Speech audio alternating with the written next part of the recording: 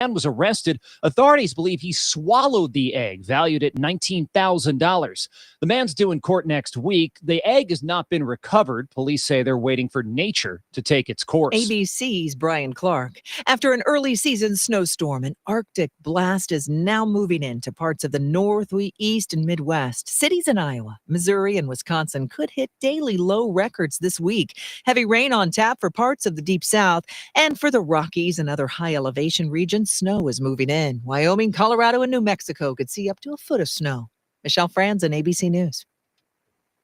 Welcome back to Winter Hack Radio, the place for clever hacks to survive the season. Icy driveway? Well, try spreading sand or birdseed to help with traction.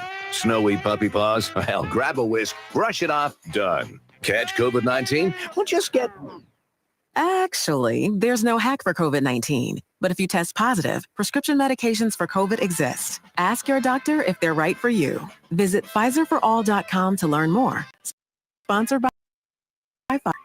Stiff chair makes you sit. An X chair lets you float. Up to an X chair, engineered for better posture and focus. The secret? Patented lumbar support that adjusts instantly. SiFloat Infinite Recline that moves effortlessly with you. X chair is next level ergonomic seating that truly floats. Right now, you can save up to 50% with the X Chair holiday sale. Supplies are limited, so visit xchair.com today for up to 50% off. That's xchair.com. Dependable Lock Service is your source for replacement car keys, custom safes from Liberty Safe, and so many more lock and key services. With over 30 years of experience in lock and key industry, there's nothing Dependable Lock Service can't do for you. Whether you're looking for duplicate automotive chip keys, rekeying commercial and residential locks, or custom safe building, we've got you covered. Call 603-886-0559. Nashua's Dependable Lock Services, 24 hours a day, 7 days a week. The sky's not the limit, it's just the beginning. I'm Ed Mullen from Nashua Aerial Advertising. There's no better way to advertise your business and or message than high in the sky. How can you make your advertising budget work for you? By putting your ads up where they'll stand out. The sky is an uncluttered, impressive venue. You can put your message over a region or location to target your desired demographic. Put your ads where they're needed. We provide coverage over communities through Merrimack Valley, Greater Nashua, Manchester, Lowell, and points throughout South Central New Hampshire and North Central Mass. Summertime beaches, sporting events, races, fairs, and festivals are all ready-made for banner telling. For more information, please visit us online at NashuaAerialAdvertising.com. And remember, the sky's not the limit, it's just the beginning. NASCAR, it's more than just driving fast and turning left. Bob Bianchi and myself, Bob Bartis, are crew members of the NASCAR media. Each week, our live 2-hour broadcast breaks down everything happening in the world of NASCAR. We recap the prior week's race results, preview the upcoming races, and discuss the NASCAR news. If you like racing or fast cars, join us live in the showroom at Allen Mello Dodge every Wednesday from 4 to 6 p.m. or listen, stream, and watch at wsmn.live.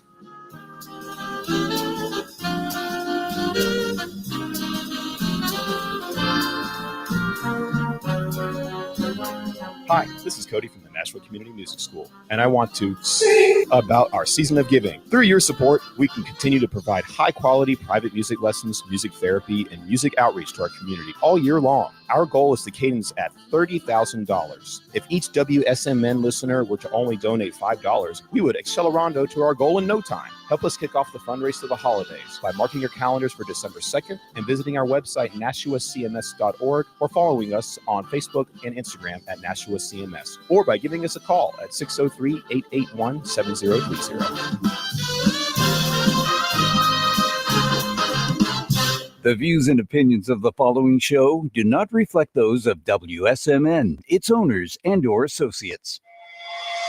Welcome to the Common Sense Conservatives, a political discussion group about current events and other government-related matters every Wednesday evening from 7 to 8 p.m.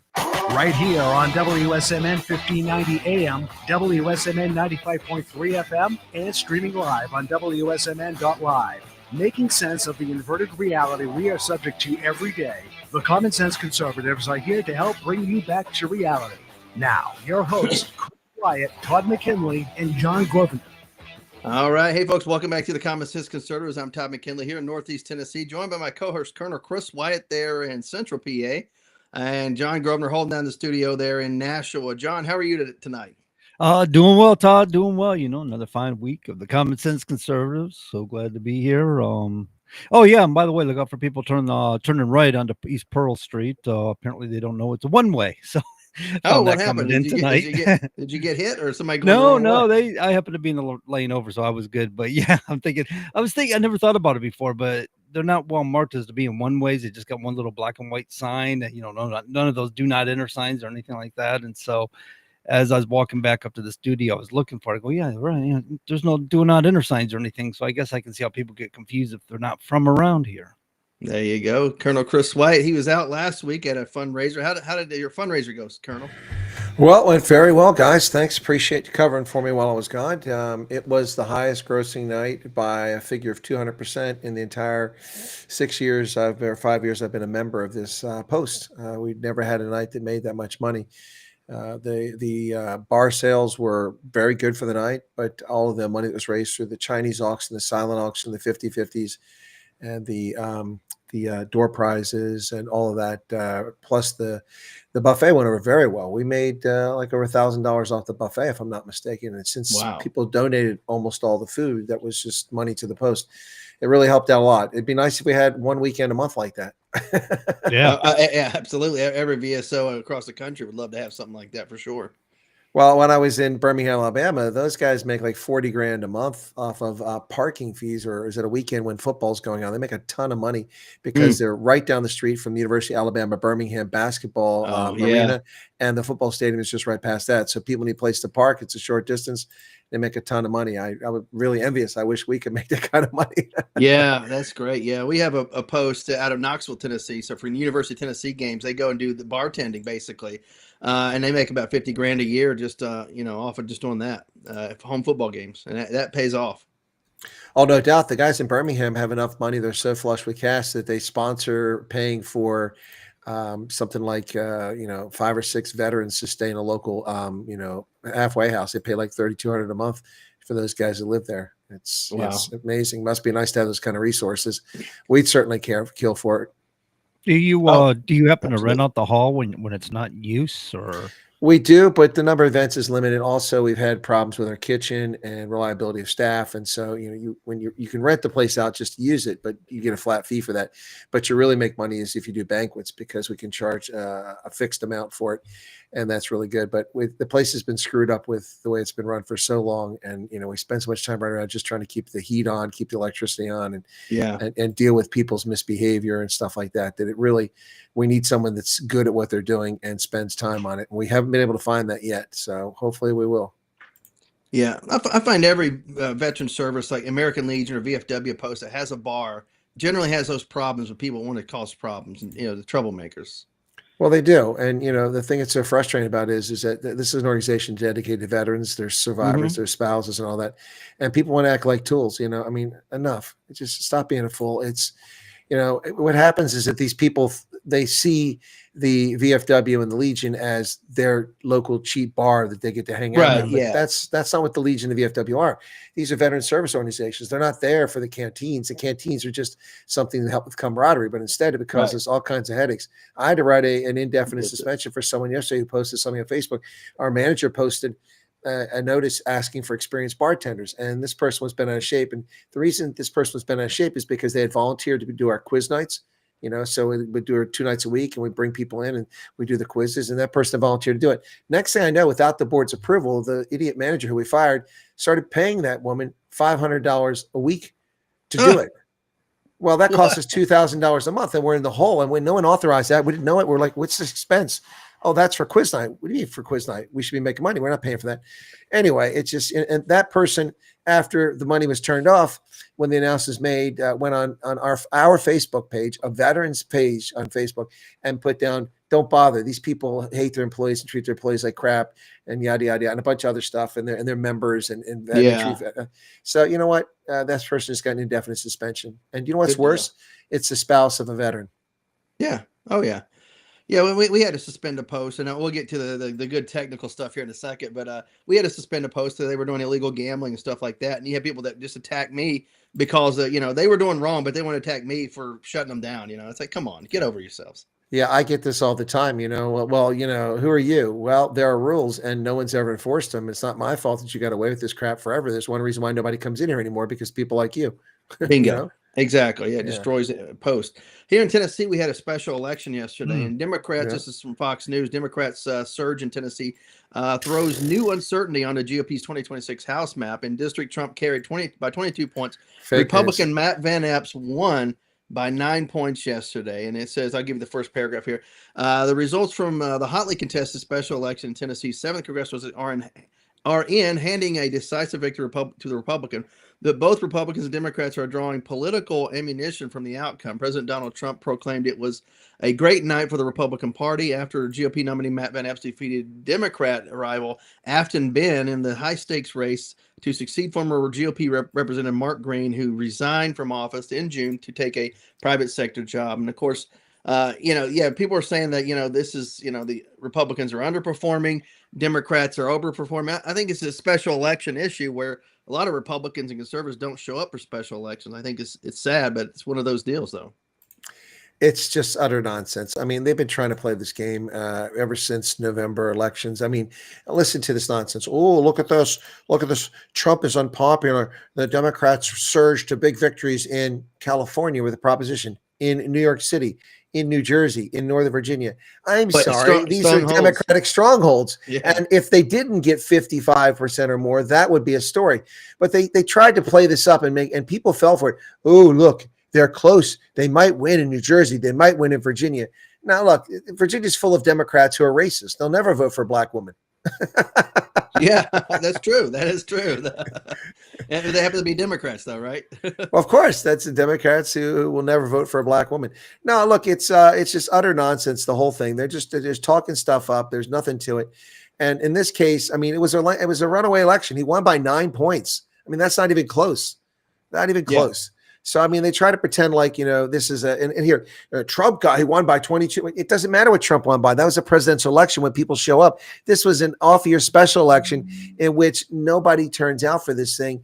And even if they did, congressional candidates typically, with exceptions, do worse than the presidential candidate. The president has to drag a lot of them on his coattails to get in office when he comes in office, whichever president is. So these people are just frauds, man. These media outlets are nothing but total frauds. And it gets really, really obnoxious and old after some point.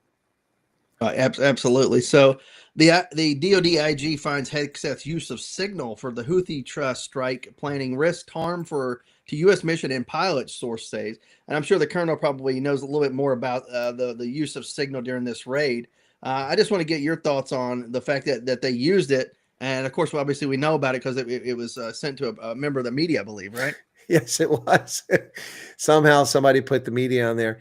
All right, my take on it, Hegseth is completely wrong. I mean, if this was a service member, they'd be getting an Article 15 right now for compromising the mission. I mean, this could have cost people their lives. This is beyond stupid on the part of Pete Hegseth. And he has his family on there. What the hell does his family have the right to? They have no business knowing about attacks. They're not read on. They don't have a clearance. I mean, if you got a clearance and you're talking to your spouse about your secret stuff, you shouldn't have a clearance. Right. You should keep your mouth shut. That's none of their damn business. Yep. I deployed to Israel back in 1992. And I didn't tell anybody about this, but I had all these people come to my office and I go to the PX and these spouses would be like, hey, so I hear my husband's going on that mission with you. What mission? Well, the one in Israel. Like, what are you talking about? I don't know what you're talking about. People running their mouths. Right. Loose lips sink ships. And Hegseth needs to be censured for this. He needs to be admonished. He needs to be punished. But Trump's not going to punish him. This is beyond the pale, irresponsible. Look, we get upset about Hillary Clinton stealing classified information, and then look, they want to quibble. Well, he has the right to declassify. Yes, he does have the right to classify certain things, but he has no right to use an unsponsored, unsanctioned, unapproved, insecure, and I don't want to hear that it's encrypted. We can break anything. I worked at NSA. Right. Don't even try that crap. Signal is not an authorized application. And if it was, when I worked at NSA during the Gulf War, I had to carry a darn Motorola that had encryption on it. And the damn thing ran my battery down so quickly because it runs all the time, the encryption, constantly running through ciphers. I had to do that. And I was just doing contracting, but it was during a time of war, but they didn't want anything to get out. So, this is, I'm sorry, Pete Hegseth is reprehensible. And they're right. And here's the worst part. He didn't even sit down to be interviewed. That says a lot to me. Either it's disdain for the inspector general process or he thinks he's above the law. In either Right. case, it's not a good look. So Pete Hegseth is wrong on this, and he deserves to be pillared for it. But we shouldn't spend too much time on it. We got bigger fish to fry. But the bottom line is he shouldn't get a free pass on this because it's unacceptable. If one of my soldiers did this, they'd be getting chaptered out or they'd be getting Article 15 right now. Right, absolutely. So apparently, Pennsylvania Governor Josh Shapiro unleashed on former Vice President Kamala Harris during an interview published Wednesday, claiming that the Democrat nominee for president wrote about him in her book was utter bullstein, as John would put it. This is according to Fox News. I love it. Democrats are calling out their own now. I guess since Kamala's, has no future in public politics at this point, right? Yep. So it's okay to call her out now. She's done. We can call her out. I don't think she had a future before. It was all a fluke. No, she didn't. But something, had the Democrat, president had half a brain, it would have been a different story for her. But obviously, his brain was damaged, right, Yeah. Joe Biden? I mean, come on. Well, what are they now starting to talk about it? They're starting to come out a little bit. Well, yeah, he's showing signs. It's like, yeah, he was showing signs a long time ago. Right, guys. you knew about it. But I love this book that Kamala wrote, and thinks that people are just going to, it's going to save her political career moving forward. It's going to rescue her. Now the Democrats are actually calling her out on it. I love it. They're calling out lies. It's blatant lies. I love it. Well, that's what it is. Definitely lies. Nothing but that. Absolutely. So the California Lutheran University trying to set up a Turning Point USA chapter has been denied a secret ballot vote of 2 to 11 to 1 abstention, according to the Associated Press. Apparently not going to be able to have a Turning Point chapter there because people are too afraid to vote publicly and stand on their own merit, I guess, of their vote. Secret vote to deny a Turning Point USA chapter at a Lutheran university. I don't quite understand that. Well, it's because they're frauds. They're not really Lutheran universities. Yeah, that's kind of just threw me for of course it's in California though, just so you know. Well, Georgetown is also a fraudulent Jesuit school. That's true, yeah. They pull that crap and try to play these games. Like these people hide behind religion. Look at the Episcopal Church. Oh, they're happy to bring people all over the world who don't share our values in this country, who don't have any interest in our mores and our values and norms. And we see what some of them actually do, the behavior they have. And so they're happy to bring them over here because they're making money and pretend that they're loving and caring. They're people of faith, Episcopal Church, but they're nothing but a bunch of racists. As soon as Trump suspends the program, and they're money grubbers because, he's only letting white South Africans come over here. We supported Archbishop Desmond Tutu during apartheid. Hey, that was 30 years ago. The people are coming over. Most of them are under the age of 30. They're born under the ANC. They had nothing to do with apartheid. So why are you such a racist? You didn't have a problem bringing 300,000 Ukrainians here for 3 years and dumping them in our neighborhoods. They're white last time I checked. So look, these organizations, you have to take a close look at them because so many of them are fraudulent. They all have a purpose, and the purpose isn't their stated purpose. The purpose of Episcopal Church bringing refugees over here is not because they're loving people who care about the downtrodden. They're money-grubbing bastards who want money, and that's what it's all about. When the money was turned off, they used the excuse and used their stupidity and their ignorance to complain about white racists. Because they're the racists. Look, I mean, I'm sick of these bigots in these organizations. I mean, we have all kinds of them in America. The American Criminal Liberties Union, the Southern Poverty Law Center. These are just fraudulent organizations that grift money to attack mainstream America. And you know what? I'm glad Trump's president now. You know what? Pour it on, buddy. Cut them all off. Send them all home. Get it. Get them out. Get it done. Get it done. Right. Absolutely. So what is your thoughts on, from a military standpoint, of the strikes in Venezuela on some of these little boats that they have down there? What's your take on that? Number one, the strikes are not in Venezuela, so let's be clear, they're international waters. International waters, correct. No, but that's the press is running with that narrative. So every single strike has been in international waters, and so it's a different topic altogether. I'm not a fan of it. Why aren't we doing boarding operations? That's what I mean, rather than blow them up. He's trying to send a message, but all it's doing is clouding the waters. But you know what? Even if he did legitimate boarding operations, which is under international law of the sea, is allowed. Even if we were doing that at sea, they would still come up with something complete, and then we'd have these people in our hands, and they'd be martyrs. So that's probably why they just started taking them out. I'm not thrilled with it, but I'm a little more concerned about Trump's announcement yesterday in the cabinet meeting that we will now start striking targets on land. Now we're hitting someone's sovereignty. So I'm a little concerned about that. Well, where do you think it goes if we do hit targets, say just on the beach or shore or somewhere in like a harbor somewhere? No, I think we're going to hit drug manufacturing facilities in Colombia and in Venezuela. Yeah, he's going after. So you're talking about going deep into the country, not just along the borders or just inside the border. Well, and what I envision seeing is, I mean, we've seen this movie before. It was called Clear and Present Danger with Harrison Yes, Ford. it was. Yes, it was. That's what I envision seeing a Delta or SEAL Team 6 raid into the jungles of Colombia or Venezuela to take out and blow up a narco terrorist site, and then helos come in and evac them, and then hopefully it's not an off the books operation like we saw in Clear and Present Danger. Yeah, with the president at the end. Now, Jack, here's what you're going to do. You're going to put that in your pocket. You're going to go on the lecture circuit. Yeah, basically trying to love it. And that's how it goes on behind the scenes there in Washington. I have You're going to no go doubt write a that's book. true. You're going to go make $100,000 on the lecture circuit and all this. Yeah, Mr. President, we're going to expose you. That's what we're going to do. Sorry. Yeah. So it seems to me that under the what is it? The authorization for use of military force allows Trump to declare people as terrorists. He's got so many days to submit that and to Congress. So that's what he's done. It seems to me he's following protocols while he's doing this. Also, Chris, those boats that you're talking about weren't under states. They weren't under what's it? They're stateless when they're not flying their flag. Therefore, they don't fall under the sovereignty of their state if they're not flying their flag. Doesn't that give certain leeway? Well, it's true that if they're not flying a flag, then they put themselves in a position, but it doesn't change the fact that that they have to meet certain conditions to be attacking these things. I mean, you can attack pirates. That's self-defense. There's no self-defense here. So, look, I'm not a lawyer, and I'm not gonna parse language about it. My only point here is that I just expressed. He asked my thought on it, my concern, because I'm not arguing that it's not allowed or illegal, or even that I'm against it. And I'm not making that argument either. Mm-hmm. I'm just stating that there's concerns here, particularly when we start talking about going on land, because now we're violating country's sovereignty. He's definitely entered a gray area. It's not, it's unprecedented. So, and you're right. If you go, well, I wouldn't say it's unprecedented. We've attacked a lot of countries in the 30s and 40s in Latin America. It became our modus operandi. We invaded countries in these little banana republics. So it's just in the living memory of people. It's kind of unprecedented. Yeah. There you go. That's a better way to word it. Absolutely, for sure. So, what's going on in your neck of the woods, there, Colonel? That you want to talk about tonight? Anything in particular?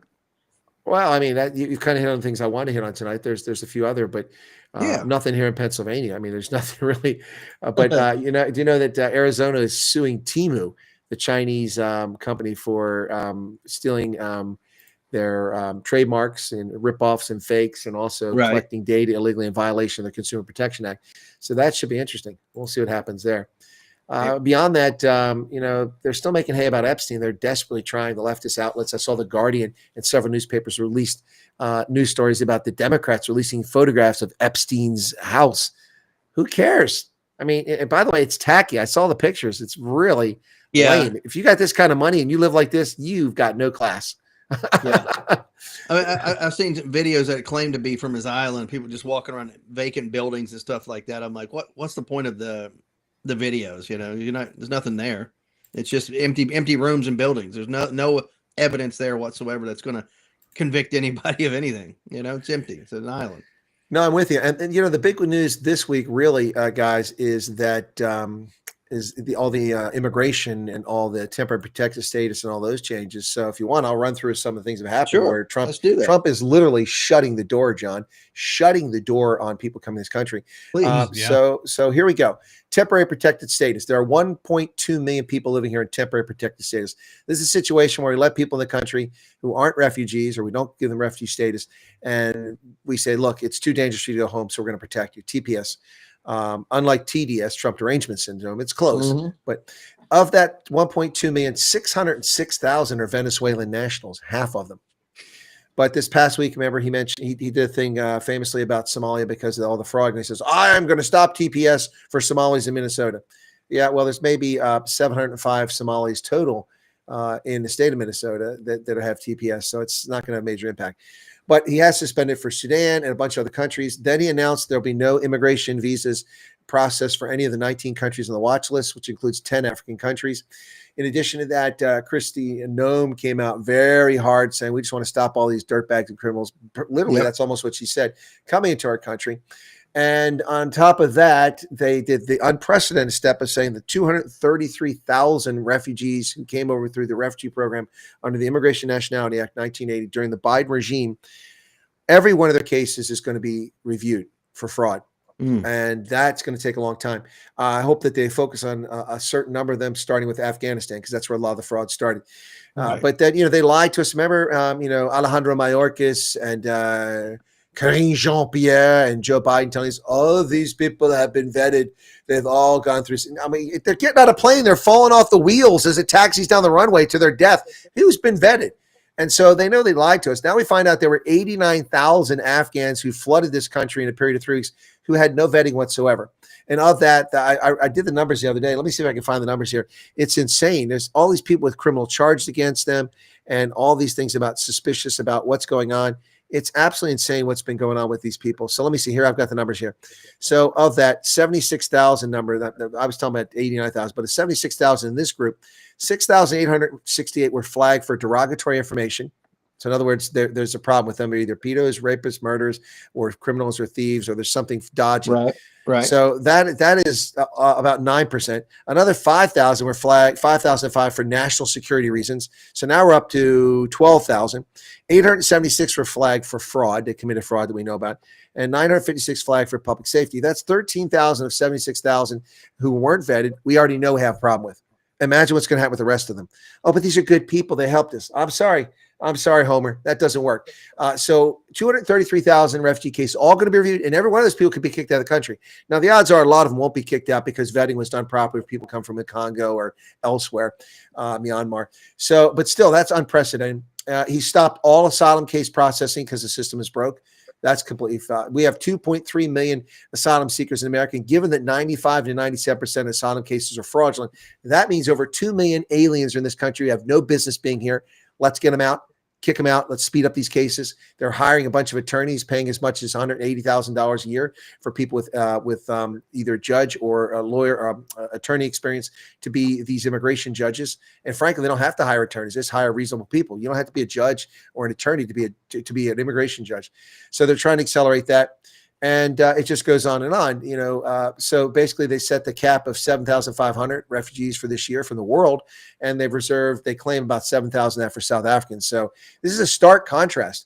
Not just that, If you look at the border crossings, the ones we catch, the number of people being caught at the border that are illegally entering is dropped to a trickle. And I say trickle, it's the lowest it's been in living memory. It hasn't been this low since Desi and Lucy were on TV, Lucy, I have something to say to you. Yeah. So Our I favorite know Cuban. we didn't mention the shooting of 2 National Guard, soldiers, of Andrew Wolf and Sarah Beckstrom, shot by Ramallah Lackenwall, who's, I guess has been indicted at this point. I mean, a terrorist, for crying out loud, we've allowed into our country. And you just talked about some ways that we can hopefully mitigate that. We're not going to eliminate everybody for sure, but mitigate that in a long way. With some of the stuff you just talked about, would it have kept this individual out of the country, or would it have at least investigated him, or what would it have done with this guy? In this case, it's very hard to make the claim that it would have made a difference. Because supposedly he worked for the CIA for a number of years, and if he's working with the CIA, but I'm hearing the problem is you're hearing rumor and innuendo. I don't have the facts. We're hearing rumor that he actually led the CIA and the military into ambushes. But I mean, if that had been happening, you think we'd have been smart enough to pick up on that at some point. But he did it for years. So in this case, I don't know that would have solved the problem. But the bottom line is this people from the Stone Age, they have no business here. Electricity. Wow. Oh my. Yeah. People aren't forced to be Muslims. We can't have that. I mean, it's Stone Age people. Now, people are going to say you're xenophobe and bigot. No, I'm not. There's proper Afghans who are willing to come here. They can be Muslims. They can practice their faith. They don't try to impose Sharia on us. They don't try to change the cultural mores and norms. They add to our kaleidoscope. But it's a small number. Most of those people just flooded in here because there's total chaos and no control. They were busy getting 13 service members killed in the rush to get people out of there rather than provide proper security in Kabul, because we had an idiot, demented lunatic who was the president who didn't even sign his pardons. By the way, that's big news too. We'll get to that shortly. Trump has just abrogated all of the executive orders that were signed by the autopen. Let's see but we're going to talk about that shortly. But look, this Afghan thing it's not just that, but the Afghan thing is out of control. In this guy's case, I don't know what would have made a difference, but I never would have brought him over here. Right. Yeah, you would have probably had many red flags right off the bat on this guy for sure. If he's harboring those feelings, something would have come out at some point. Right. I mean, people are good at hiding things, but not that good, and not everybody, Right. Yeah, because I remember we've had interpreters over the years that let stuff. Sorry, slip out. Were you talking about a shirt? A shirt slip out. Yeah, the shirt slip out. And you have to go report that. It's like, yeah, he said this and this and this. So next thing you know, they're gone pretty quickly. Yeah. No, I mean, look, it's. I mean, what are you going to say about this? It's really, really, really tragic what happened here, and Right. it was targeted. It is clearly an act of terrorism. He hunted them, and a lot of people. There was some criticism. People watching the video because a passerby, happened to hold a phone up as they drove by, and like, what are these soldiers running away? They weren't running away. They were moving, communicating, and getting to different firing positions because they were caught in an ambush. You either return fire and drive through the ambush, which is impossible in a city street, or you pull back and you adjust. And that's what they were doing. I thought their fire techniques, from what I could see in that little bit of video, were really good. But this guy walked up and shot them on the ground. We don't know the nature of the staff sergeant a lot. But I have a bad feeling he was shot in the head, because the guy shot him. He went down, he came up and fired another shot. And what do they usually do? That's what they're going to do. So I don't know what the nature of her injuries are, but I do remember as she was lying, dying, her father was there, and he said, she's not going to make it. We're here to be with her. This is horrific. This is exactly what Trump said needed to happen. I was interviewed this week by someone in South Africa who I had a decent interview with, but he wanted to push back on the use of the military in the cities. And I said, it's perfectly legitimate and legal. Posse comitatus doesn't apply here. It's the National Guard, yada, yada, yada. And he's like, yeah, but this is America. We don't expect to see that. I said, well, you know what? If the Democrats hadn't run this country in the dumpster, we wouldn't be having this problem. Yes, but all of the military being deployed in cities controlled by Democrats. I'm like, well, have you looked at our major metropolitan areas? Every single major metropolitan area in this country, without fail, is run by Democrats, and most of them are nothing but basket cases. If you look at Detroit and Chicago, and they've been run by Democrats for decades. I mean, I don't think a Republican's run Chicago since 1930s. I could be wrong on that, but it's been a long time. And so these people have destroyed these places. They're soft on crime. They're namby-pamby nonsense. This is what gets people killed. And this is ridiculous. And they run around, like during the Bush mission, the federal government is giving armored cars and military hardware to the police. And then they spent a decade disarming the police. And now we have, the OK Corral, people just shooting people in the streets in Philadelphia, in Chester, in D.C., in Southeast D.C., in Anacostia, in Chicago, the South Side of Chicago. Hey, look, I know where this happens. You know why? Because I've been there. But the people that have never been there run their mouths. They never dodged bullets in Anacostia. I've been down there when the gunfires went off. Anyway, stupid people should wear signs, man. I mean, right over near where building 399 is, White House Communication, just outside there. You get pop shots all the time. Yeah. Yep. Well, you worked the same facility I was at. You were at bowling. I used to run. Isn't it ironic? I like this. It was Chris Rock who said this. How come it's always the most dangerous street in the town is always named MLK Boulevard.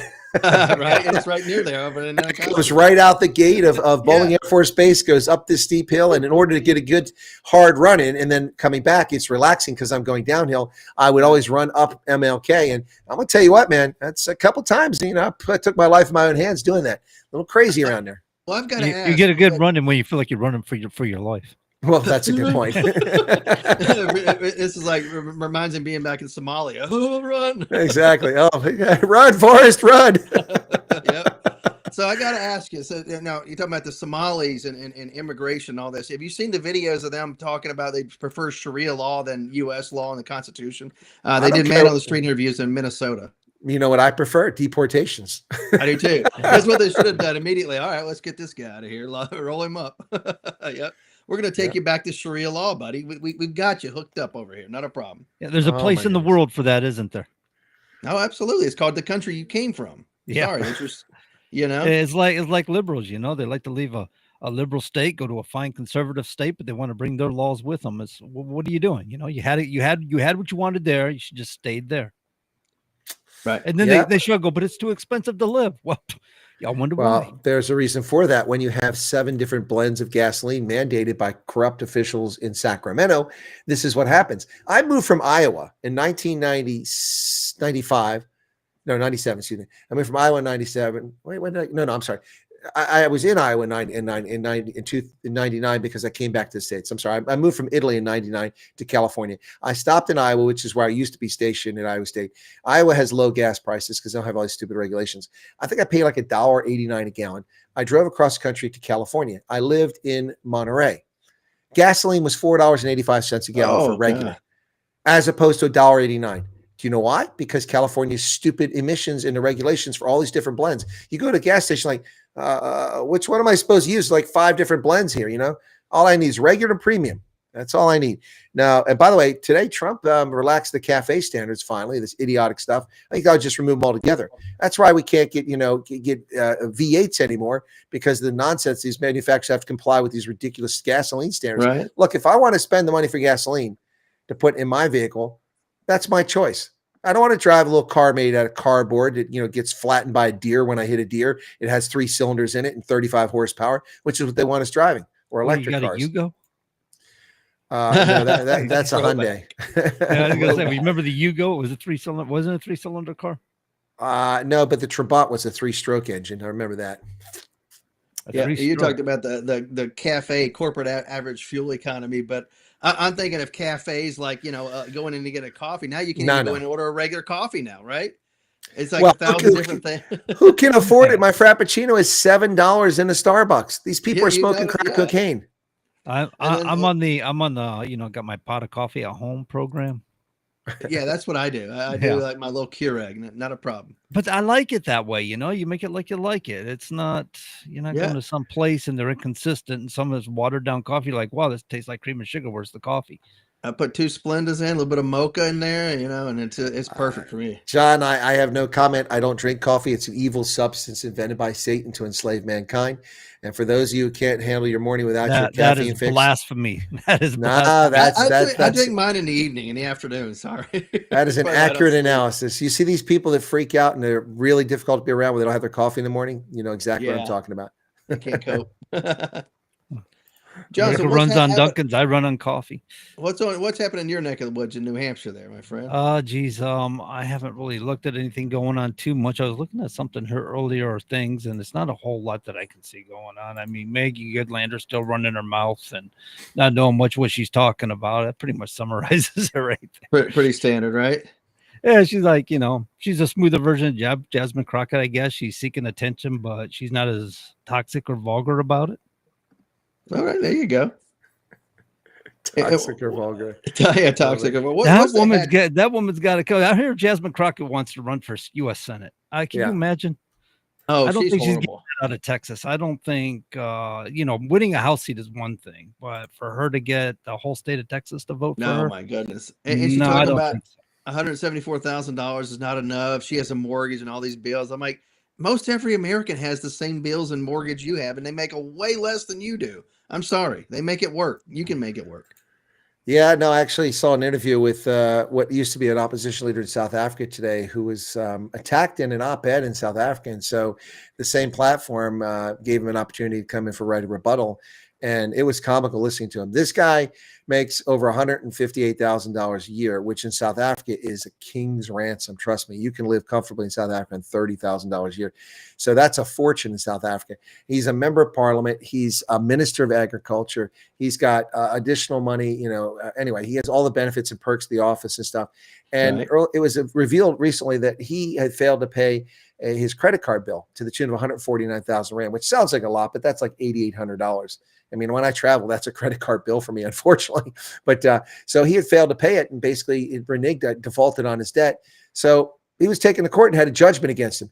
This is the leader of a political party. By the way, he has 0 assets. He's 49 years old, has no money in the bank, no stocks, no bonds, doesn't own a house, doesn't own anything. Something fishy going on there. And the guy's answering questions, and he says, well, I think it's nobody's business, those people that, their finance. I'm like, hey, dude, you just don't get it. You're open to public scrutiny. How are people supposed to trust you as knowing what you're doing when you can't even manage your checkbook and you can't pay your credit card bill? And oh, by the way, his own political party suspended his party card earlier this year. So he was using a corporate card, if you will, for personal expenses or something, huh? Well, that's the allegation. That there's no evidence presented to the public as of yet, but the guy who suspended it, who also happens to be a minister that he fired recently, which wasn't wise, said that he was using it for personal expenses, as have others, saying that he was getting takeaway food for it, deliveries and stuff like that. I don't know if that's true, but that isn't the point. The point is that how can I trust a politician who can't balance her checkbook? This is one of the reasons why I can't trust Alexandria Ocasio-Cortez. She can never pay her credit card bill until she got into Congress. And then she won't.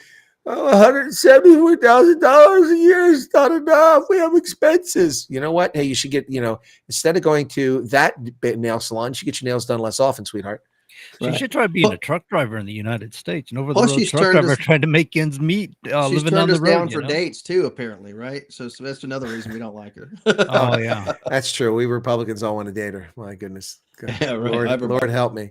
Lord help me on that one. How many times have you asked, Todd? How many times you been knocking on her door? I'm sending emails constantly. It's hourly. Yeah. Also, she doesn't answer emails. That's just rude. So you're our competition. Is that it? Right.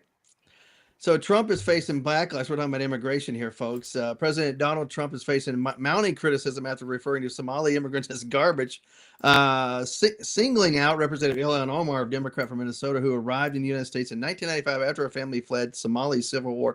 Trump made the comments during a cabinet meeting Tuesday while discussing the situation in Minnesota under Democrat Governor Tim Walz, who was former Vice President Kamala Harris's running mate last year, as we all know. Of course, this is according to Newsmax. Yeah, I think he's probably smart on it. I'm not saying every immigrant is garbage, but a lot of them are, especially the ones I saw on the man on the street interviews, talking about they'd rather prefer Sharia law and law that's that they have in Somalia versus what they have here in the United States. It's like, get going then. See ya. What was that? What was that issue about a Somali? I just read this earlier today. I think Somalia had raped a 13-year-old girl. And the excuse they gave was, well, he hasn't been in the country long enough to really adapt to our customs and assimilate. It's like, wait a minute, he raped a 13-year-old girl, and you say that's the excuses because it's common in Somalia? Well, that is an excuse that. So a German woman was sentenced to 3 years in a federal penitentiary in Germany because she protested because convicted rapists who raped German teenagers and preteens were set free by the female judge saying, well, they didn't understand our laws. It doesn't matter whether they understand the law. You can't have intercourse with a 12 and 13-year-old child. And she got a 3-year prison sentence, a German citizen, because she protested on social media.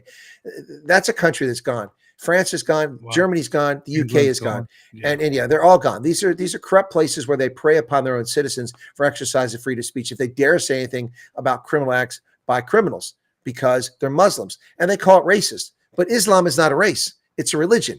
Right. It can be bigotry, but it can't be racist. And that's how stupid this is. But it's like that guy from England who come to the United States. Tommy Robertson.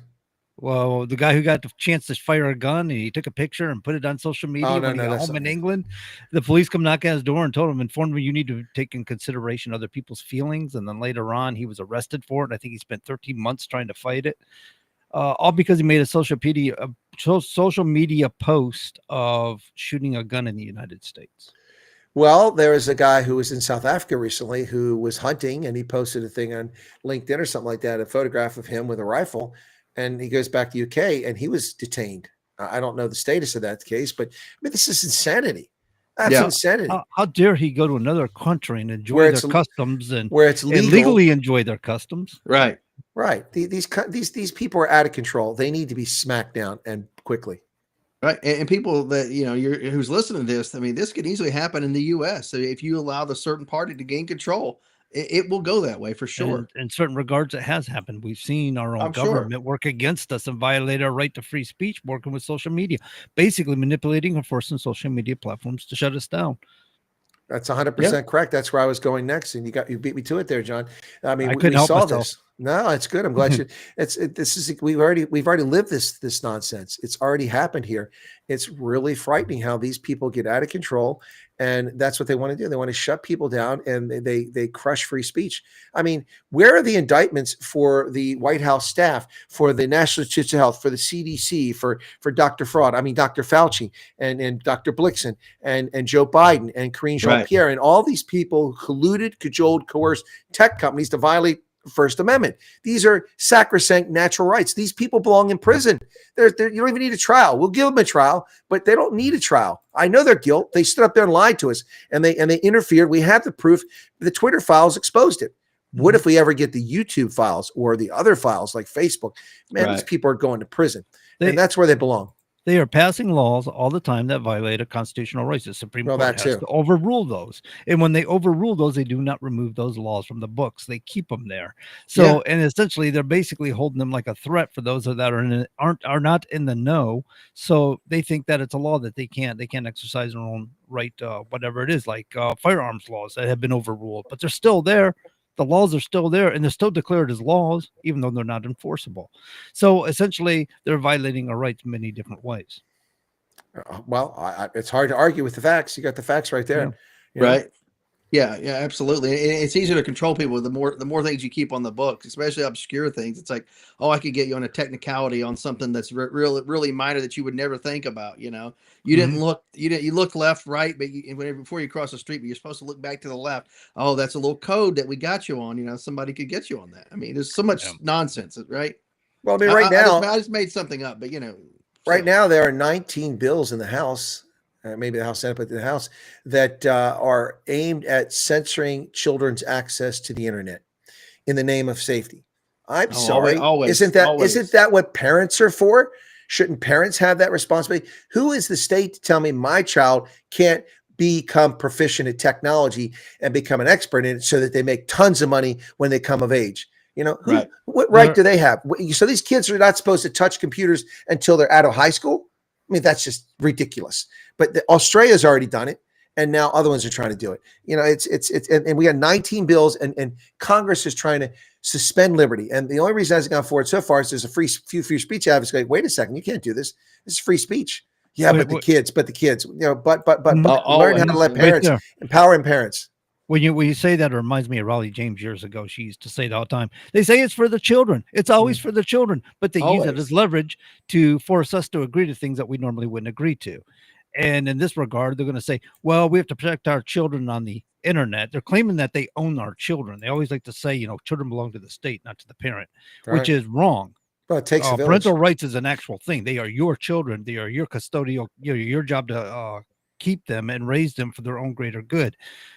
But they so what you're talking about is digital ID, right? So they want us all to get digital ID so they can track us on the internet, but they're going to say it's to protect children, to make sure that they're adults accessing certain sites. Well, and then they want to limit the sites adults can access. We already had this deal between credit card companies and banks trying to limit, some of the adult sites years ago, and a lot of them went out of business because of that. And now they try to do it to gambling sites.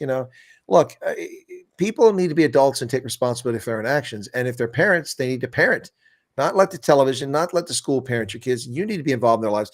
You need to have control over them. It's not the role of the state to do that. Instead of developing a generation that's moving towards AI and the fourth generation industrial revolution, we are going to keep our kids from accessing these things because it's harmful. Well, not all of it's harmful. A lot of it's very productive and useful. Right. But now they're not going to be experts in it because some idiot in Congress thinks they know better. Yeah, well, of course, because it plays well with what little base that they need to win an election. They'll go back to their districts and they'll be like, okay, what voting block do I need this time to win that nomination or win that election? And that's who they'll play to. And that's probably what this is coming from. Yeah, it is. No, anyone who claims to be a conservative that supports this garbage is not a conservative. They're certainly not a libertarian. Libertarians believe in the government not being involved in things. And true conservatives also think the government should be constrained. But anytime you start talking about censoring people and taking responsibility away from parents and such, then guess what?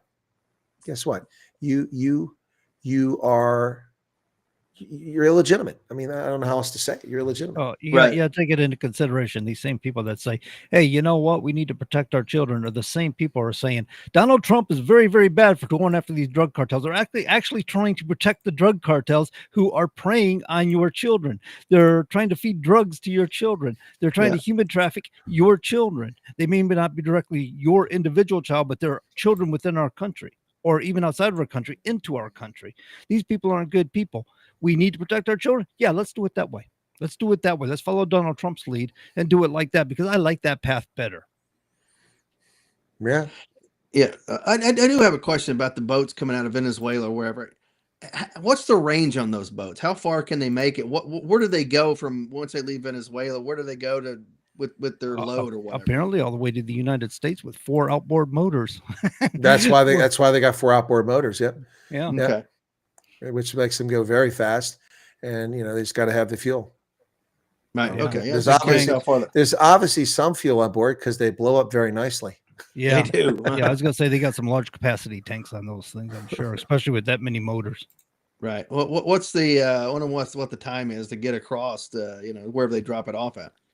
Well, it's a lot faster than the cruise ships. I'll tell you that much. I can tell you too. Those social media posts are correct. I'm not seeing any fishing poles or fishing lines or fishing gear of any type, unless them big blue barrels inside those boats are to hold and contain their fish. But how do they catch them? Yeah. Right. Yeah. Well, how do we know they're not fishing vessels? It's like, yeah, pretty much sure that that's not a fishing vessel. All those drugs crammed in those barrels. I'm sorry. They may have been fishing vessels once. They cut off the top. Yeah, I don't know. I doubt that though. They look they look like high speed. They look like speedboats, like they used to. They're speedboats. Yep. Absolutely. So, a judge is ordering January 6 defendants that were pardoned by Trump to have their money refunded. Those who paid money in for restitution or whatever, they're being ordered to have their money refunded by the government. So that's interesting, according to Fox News. I guess they should, right? If they got pardoned. If it's a pardon, yes. If it's a commutation, no. Right. Yeah. Commutation, obviously, that's just you don't finish off out a sentence. You still obviously have been convicted of it. Whenever you're pardoned, it's like it kind of never happened in a lot of ways. Really, it's not even like an expungement. It's like it never happened completely. Correct. Yeah, you have no conviction, no charges if that's what you do. Yeah, but as I said, a commutation is different. So. Right. Yeah. Absolutely. All right. We got a few minutes here. We'll go round robin there, John. What do you want to talk about before we end this hour real quick? Well, let's see. Put a hot mic in front of somebody, ask them a question like that, and his mind goes blank. That's me for you. I became an over-the-road truck driver because every time I got a test, my mind went blank. Test in high school. Are you trying to tell us that the people that aren't truck drivers aren't that smart? I mean, I don't think that's true. No, there's a lot of highly intelligent truck drivers. Truck drivers are. Wait about DEI. Truck drivers come from all sorts of breeds and walks of life within the United States, and sometimes not even in the United States. That's true. I've seen some well-educated truck drivers. Some of them used to be physicists and stuff like that. I've seen guys that pick it up right, because they're smart and they pick it up right away. You think they had lots and lots of experience. Like, no, man, I've only been driving for 3 years. And then you get some guys out there that just look like they'll never ever be able to back up a truck. All right. You say can't back a truck up? They'll never be able to back up a truck. Oh yeah. I've seen some people, man, struggle at loading docks, man, just struggle. And then you get somebody from the loading dock jumps in there and just backs it in real quick. Like, there you go, done. Well, speaking of trucking, Pete Hegseth is going after the trucking schools now because these trucking schools, and this is part of our problem here in the United States with the trucking industry, relatively speaking, for the miles that truck drivers put in, they're safe. They are safe drivers. But one of the major issues we do have within the trucking industry is that we have these truck driving schools that have 2-week programs. They don't teach them the laws. They don't, there is a little green book, we call it, the code of federal regulations. And you should know those, right? If you're going to be in an industry, you're going to be a professional of that industry, you should know the laws that you're working under. Sure. So they're not teaching them that in 2 weeks. They're not teaching them how to back up in 2 weeks. They're lucky if they can put it in gear and go forward in 2 weeks. I've actually had people approach me and ask me how to couple or uncouple a tractor and trailer. They should know that before they even got behind the wheel in the first place. They should never have been put behind the wheel until they knew how to. And that is a safety issue within itself. If you ever get a high hook on a truck and lose a high hook is where the kingpin doesn't lock properly and hit a bump and lose that trailer fully loaded or something, it's going to seize up on the interstate and somebody's going to rear end it and die. It's not safe. So, there are a lot of issues with that. So now I think I might say Pete Hegseth and I meant Sean Duffy. Yeah, Sean Duffy, transportation. Right. So he is going after these trucking schools now. And he told me, says, if you don't get your act together, you're going to lose your license to teach people how to drive. Not that they're teaching them anyway. Yeah. I mean, you're not teaching them to hook up a trailer or barely to drive forward. Yeah, you're doing everybody on the road a disservice. You're right. They're doing the students a disservice. Yeah. Yeah. 4 weeks. I'm sorry. That's not enough. No, 2 weeks. We're talking about 2 week courses. 2 weeks, We're talking about crash courses here, Oh, no, and they're not cheap. You're talking about $8,000, $9,000, $10,000 for 2 weeks. And then just throwing them out on the road, man. Yeah, so it's a lot of ridiculousness going on out there. It's not just trucking. There's a lot of industries there's a lot of ridiculousness going on, and this is something that we have to have some integrity again. You know what I mean? We have to have some dignity again in our society. We can't just keep throwing people throwing caution to the wind as we do. There are no shortcuts in life. Yeah, right. Go ahead, Colonel. No, that's exactly right. There are no shortcuts. There's a fixed cost of doing business, and the fixed cost of doing business in the trucking industry is qualified, experienced truckers, not handing out bubblegum vacations. We can't have that. I mean, a truck and an automobile, they're weapons. You can't have people that don't know how to operate them operating them. That's just dumb. Anyway, that's my take on it. Right. Yeah. Well, and next hour, I want to lock in and ask, about the peace process there in Ukraine and get your thoughts on it, Colonel, to see where you think it's going to head. We're going to have a peace deal anytime soon, or what's going on there. Get your thoughts on that, and anything else you guys want to discuss in the next hour. We only got a few minutes here. Also, we'll take anybody's calls that are out there. Last week before Thanksgiving, John and I took some calls. If anybody would like to call in, John, if you can give out the number there before we go to break, give us a call. We'd love to hear from you. We'd love to hear from our audience for sure. We don't have all the answers. We just sit here and pretend like we do, folks. So call in and give us some answers, everybody. We'll fake it till we make it. Yeah, ladies and gentlemen, if you would like to call in, the phone number is 603-816-1590, just like the call numbers, right? 1590 AM on your AM dial. 603-816-1590. There we go, folks. Yeah, just give us a call in the next hour to tell us what you did over Thanksgiving. Tell us what you're going to do for Christmas coming up. Just give us your thoughts on anything, really, to be honest with you. We're open. Plus, it helps fill the hour for sure. It's a panel discussion. We like callers to come in and give their viewpoints, even opposing viewpoints. And it is listed in the description on our social media sites.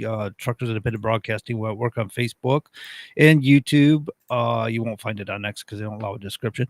You also find it at Common Sense Conservatives on Facebook. There you go. Excellent. There you go, folks. Yeah, you can find us many different ways. And of course, we're live every Wednesday night, 7 to 9 Eastern. We help bring you back to reality from the inverted world that we live in, right? Anyway, about 2 minutes left. Colonel, any final thoughts for the hour? Well, I think that a lot of attention is going to be focused in the very near future on all this effort by the Trump administration to eliminate the easy path into the country. I mean, they've already spent 8 years calling him a racist. Given the fact that people from all over the world, not just brown or black people, but including white people, come to the country, it doesn't really stick, but they're going to try to push it anyway. And I think we'll see a lot of that. The other thing we're going to see a lot of, and it's not going to go away, is this whole thing about, did Hegseth order the second strike on the speedboat to kill the survivors? Right. Because they want to hang him for a war crime. So that's, I don't know that it's a war crime. It's not a war, but maybe an act of crime against humanity, but I don't even think it's that. And he claims he didn't give the order. So we'll see how that develops, but they're not going to let go of that, like a dog with a bone. Right. Absolutely. Yeah. And it's like, did they have an opportunity to surrender? I mean, I don't know. What was the escalation of force there on the ground? That's interesting. Indeed. All right, folks, we'll be right back after this break in just a moment.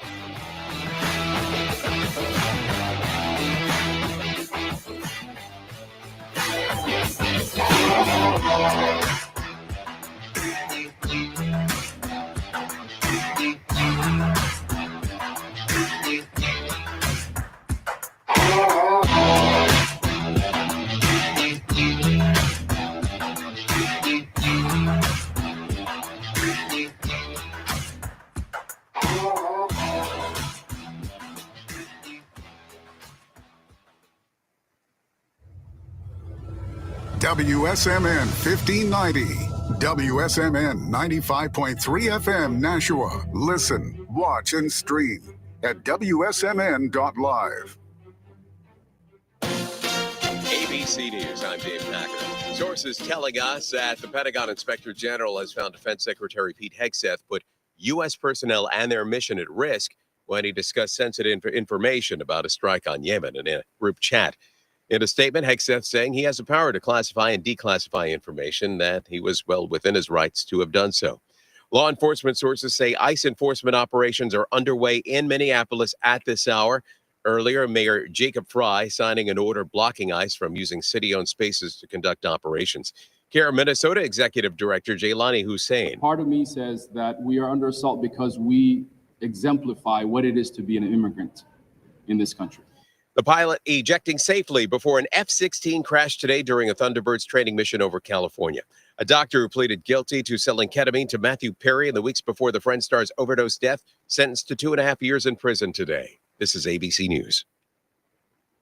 The Los Angeles County Board of Supervisors has advanced an ordinance that will prohibit law enforcement, including ICE, from wearing face masks while conducting operations. Supervisor Janice Hahn proposed the rule. This is how authoritarian secret police behaves, not legitimate law enforcement in our democracy. ICE has defended the use of masks, saying there has been an increase in assaults on agents. Police in League City, Texas, investigating a series of hoax bomb threats called into several businesses. League City Police say these calls came in over a 48-hour or so time period. They say those hoaxes were made to a Walmart Supercenter, a neighborhood Walmart, a Kroger store, Elite Care, which is an ER hospital, and the VCA Animal Hospital. The department says officers responded to each location, and again, all threats were determined to be hoaxes. No explosive devices were found. ABC's Brandon Hamilton. Macy's posted a surprise third quarter profit, strongest comparable sales in more than 3 years. Dave Packer, ABC News.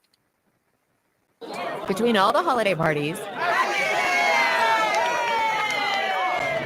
weekend tailgates, and family get-togethers. Oh, they're here. Hey, who needs something to drink? we've been overindulging a little more than usual. Thank goodness we both added active liver to our diets to give our livers some much needed support so we have the energy we need to enjoy the holidays. Active Liver from New Nordic contains a powerful blend of turmeric, milk thistle, and globe artichoke extract designed to give your liver maximum protection and help it do vital jobs like removing toxins from alcohol, rich foods, and sweets. Try Active Liver today and enjoy all the holiday treats with the peace of mind of knowing you're giving your liver some relief. Find Active Liver online at Amazon, Vitacost.com, or iHerb.com. Or pick it up today at CVS, Meijer Grocery, or ShopRite. Enjoy life to the fullest with Active Liver. Ladies and gentlemen, the Beatles. Everything we have to say. It's one small step for man. And the Boston Red Sox are... This is WSMN's Life for the Day for December 3rd. Happening on this day in 1967, Dr. Christian Bernard performs the first human heart transplant. And in 1989, at a Malta conference, Mikhail Gorbachev and President George Bush declare the Cold War over. Born on this day in 1927, Andy Williams. In 1948, Ozzy Osbourne. Dying on this day in 1994, Robert Louis Stevenson at 44. And in 1999, actress Madeline Kahn. She was 57.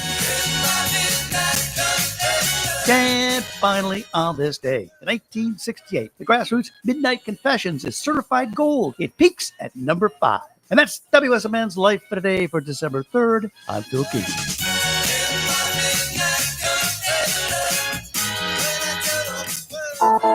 Hi, Nashua. I'm Perry Cataldo from Choice Benefit Services, your local insurance agent that has dedicated himself to all the Medicare plans in New Hampshire. Whether you're just turning 65, new to Medicare, or already have a plan, I'll explain all your Medicare options and extra benefits that you hear so much about. I ensure you're getting all you're entitled to and all that you deserve. Nashua, don't get fooled again this year. Call Perry Cataldo at 603-461-5550. That's 603-461-5550. Or visit me online at cbsnh.com. That's cbsnh.com. I look forward to hearing from you. And remember, health is wealth. Continuing the legacy started in 1904, Roger Pellerin of Gate City Monument Incorporated continues to provide the same high-quality monument, custom headstone, and stoneworking craftsmanship today that they built their reputation on over 100 years ago, servicing Nashua, New Hampshire, as well as nearby areas in Massachusetts, such as Lowell, Billerica, Chelmsford, and beyond. From creating custom monuments to memorialize, to landscaping and granite work or restorative services, each job is done to your satisfaction and is backed by decades of experience and integrity. If you're thinking about stonework, think Roger Pellerin of Gate City Monument. Visit online at gatecitymonument.com. Stop by and meet Roger at 321 West Hollis Street in Nashua, or call 603-883-7141. That's 603-883-7141. Gate City Monument, memorials of distinction for people who care. All right, folks, welcome back to the Common Sense Conservatives right here on WSMN 1590 AM and 95.3 FM. I'm Todd McKinley in Northeast Tennessee, joined by my co-host John Grosvenor in the studio, holding it down, and of course, Colonel Chris Wyatt in Central PA. A lot of chatter over here on the chats there. I don't know if anybody wants to take any of those and discuss them, but phone lines are open, ladies and gentlemen. If you want to call in, John gave the number there just before the break. If you want to hit it again one more time, John. But before we get to any callers, Colonel, I'd like to get your take on the peace process with Ukraine and Russia right now. If you have a thought in your head on it. Well, I've said all along that the only way this ends is either Russia annexes the eastern third of Ukraine up to the Dnieper River, or Ukraine agrees to concede into perpetuity the Crimea, which they've lost de facto, and the Donbass, which they've lost in this conflict. Short of that, Putin is not going to give up. And it doesn't look like we're going to get peace until Zelensky gets his arm twisted to do that. People are going to say that's not fair. Well, all is love and fair, and all is fair in love and war. That's the bottom line here. If Zelensky hadn't perturbed Putin, we probably wouldn't be at this stage. So, that doesn't justify what Putin did, but that's just the reality. I get a kick out of people run out and talk about, oh, it's not right. It's not right. Well, I'm sorry. Do you know human beings? Have you ever followed history?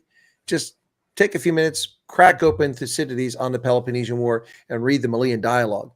The most famous line in history, in my view, not the history people are doomed to repeat history from what's the name, De Santa Anna, but rather the most famous line in history to me is that the strong will do what they want, and the weak will suffer what they must. So hey, right, yeah, sorry, that's true. Yeah, you can't cry foul, if you're going to be dictated to. It's just the way it's going to be. You can cry, but it isn't going to change the reality. Yeah, it's not going to change it. Yeah, it's not going to change the reality. Yeah, you're right. I think everybody was a kid once when some other kid yanked a toy out of your hand and you yelled, "It's not right. It's right. It's not fair." This is just the same thing on a grander scale. It's right. Much grander scale. Right. Well, yeah, life's not fair. Life's really not fair, and you're always going to get bullied and until you stand up for yourself. And that's a lot of us been screaming throughout the past, is you got to stand up for yourself, always question authority, always question people's intentions, and be willing to stand up for yourself when necessary. And a lot of people don't want to do that. Just chattering on social media is the answer. You get a lot of X spaces and things like that. They talk about the problems and the issues. That's great. Now that's just talk. That's not even planning or strategizing. Right. I'm gonna look up, see what the death toll there is roughly. Shoot, I can't bring it up readily, but yeah, just seeing how many people have been killed there, thousands of deaths, thousands of injuries, illness in Ukraine. We're over over a million people died in this conflict. Yeah, just millions of people and thousands of people have been wounded, hundreds of thousands wounded and critically wounded. We're going to be suffering the loss of limb and eyesight the rest of their life, for crying out loud. And of course, all the people that's been displaced, many hundreds of thousands of people displaced in this. It's time to wrap it up at this point, because Ukraine, to me, is only on the losing side. It's just a matter of how much you're going to lose. Well, Russia's taken its hits too, haven't they? They've had to bring in North Korea because they were losing manpower. Sure. But at this point, I don't think Russia's going to say, all right, we're going to give it all back to you. I don't think that's going to happen at this point. And of course, Putin, I think, to save face, can't give anything back at this point. So what are you guys at on this? Do you really think it's right for Russia to have invaded Ukraine? Do you think it's right for them to try to claim portions of Ukraine? No, that was wrong. Yeah. But how do we get out of it without a million more people dying? You know what I'm saying? Well, and people being able to return to some peaceful life at this point, it sounds cold and heartless, but it's not our problem. It's not our issue. But at the same time, we take it on like it is. Trump said he was going to bring it into it. I once kind of flirted with the idea, why don't we put U.S. troops in Ukraine for rebuilding purposes? And as long as they're there, Russia can't attack, because if they attack us, they got problems. Yeah, I know that sounds bad, because now it sounds like I'm suggesting we should put our own military in harm's way. So and how much money is it going to cost our taxpayers to do that? You know what I'm saying? The cost of what, trillions of dollars for us to do that? We've already spent a bunch of money, so you got to figure out hundreds something of billions better than, at this point. Yeah, you got to figure out something better than throwing good money after bad. Right. So there's got to be a better strategy. I don't know, putting our own troops in Ukraine just as a mechanism so they can't attack Ukraine anymore is a good idea because, like I said, they may. And you don't want to put your own troops in harm's way. That's asking for problems. But are we gonna send them over there for 40 years or more? You know what I mean? Oh yeah, create another 40-year war. That'd be good. Right. As if we're not bankrupt enough. Well, you know, think about like post World War II, where we're still there since in most of Europe, or a lot of Europe since post World War II, for good reason in some respects. But are we going to leave them there for 40 years or 50 years in Ukraine? You know what I'm saying? To guarantee that Russia doesn't come back. Yeah, well, we're in Japan 70 years after the Second World Right. War. We're in Korea 70 years after the Second World War. We're in Germany. We're in Italy. We're in the UK. We are still in a limited number in the Netherlands. I mean, you know, and we've got troops in Turkey too. I mean, yeah, and we used to have troops in Greece, but I mean, we have troops all over the place.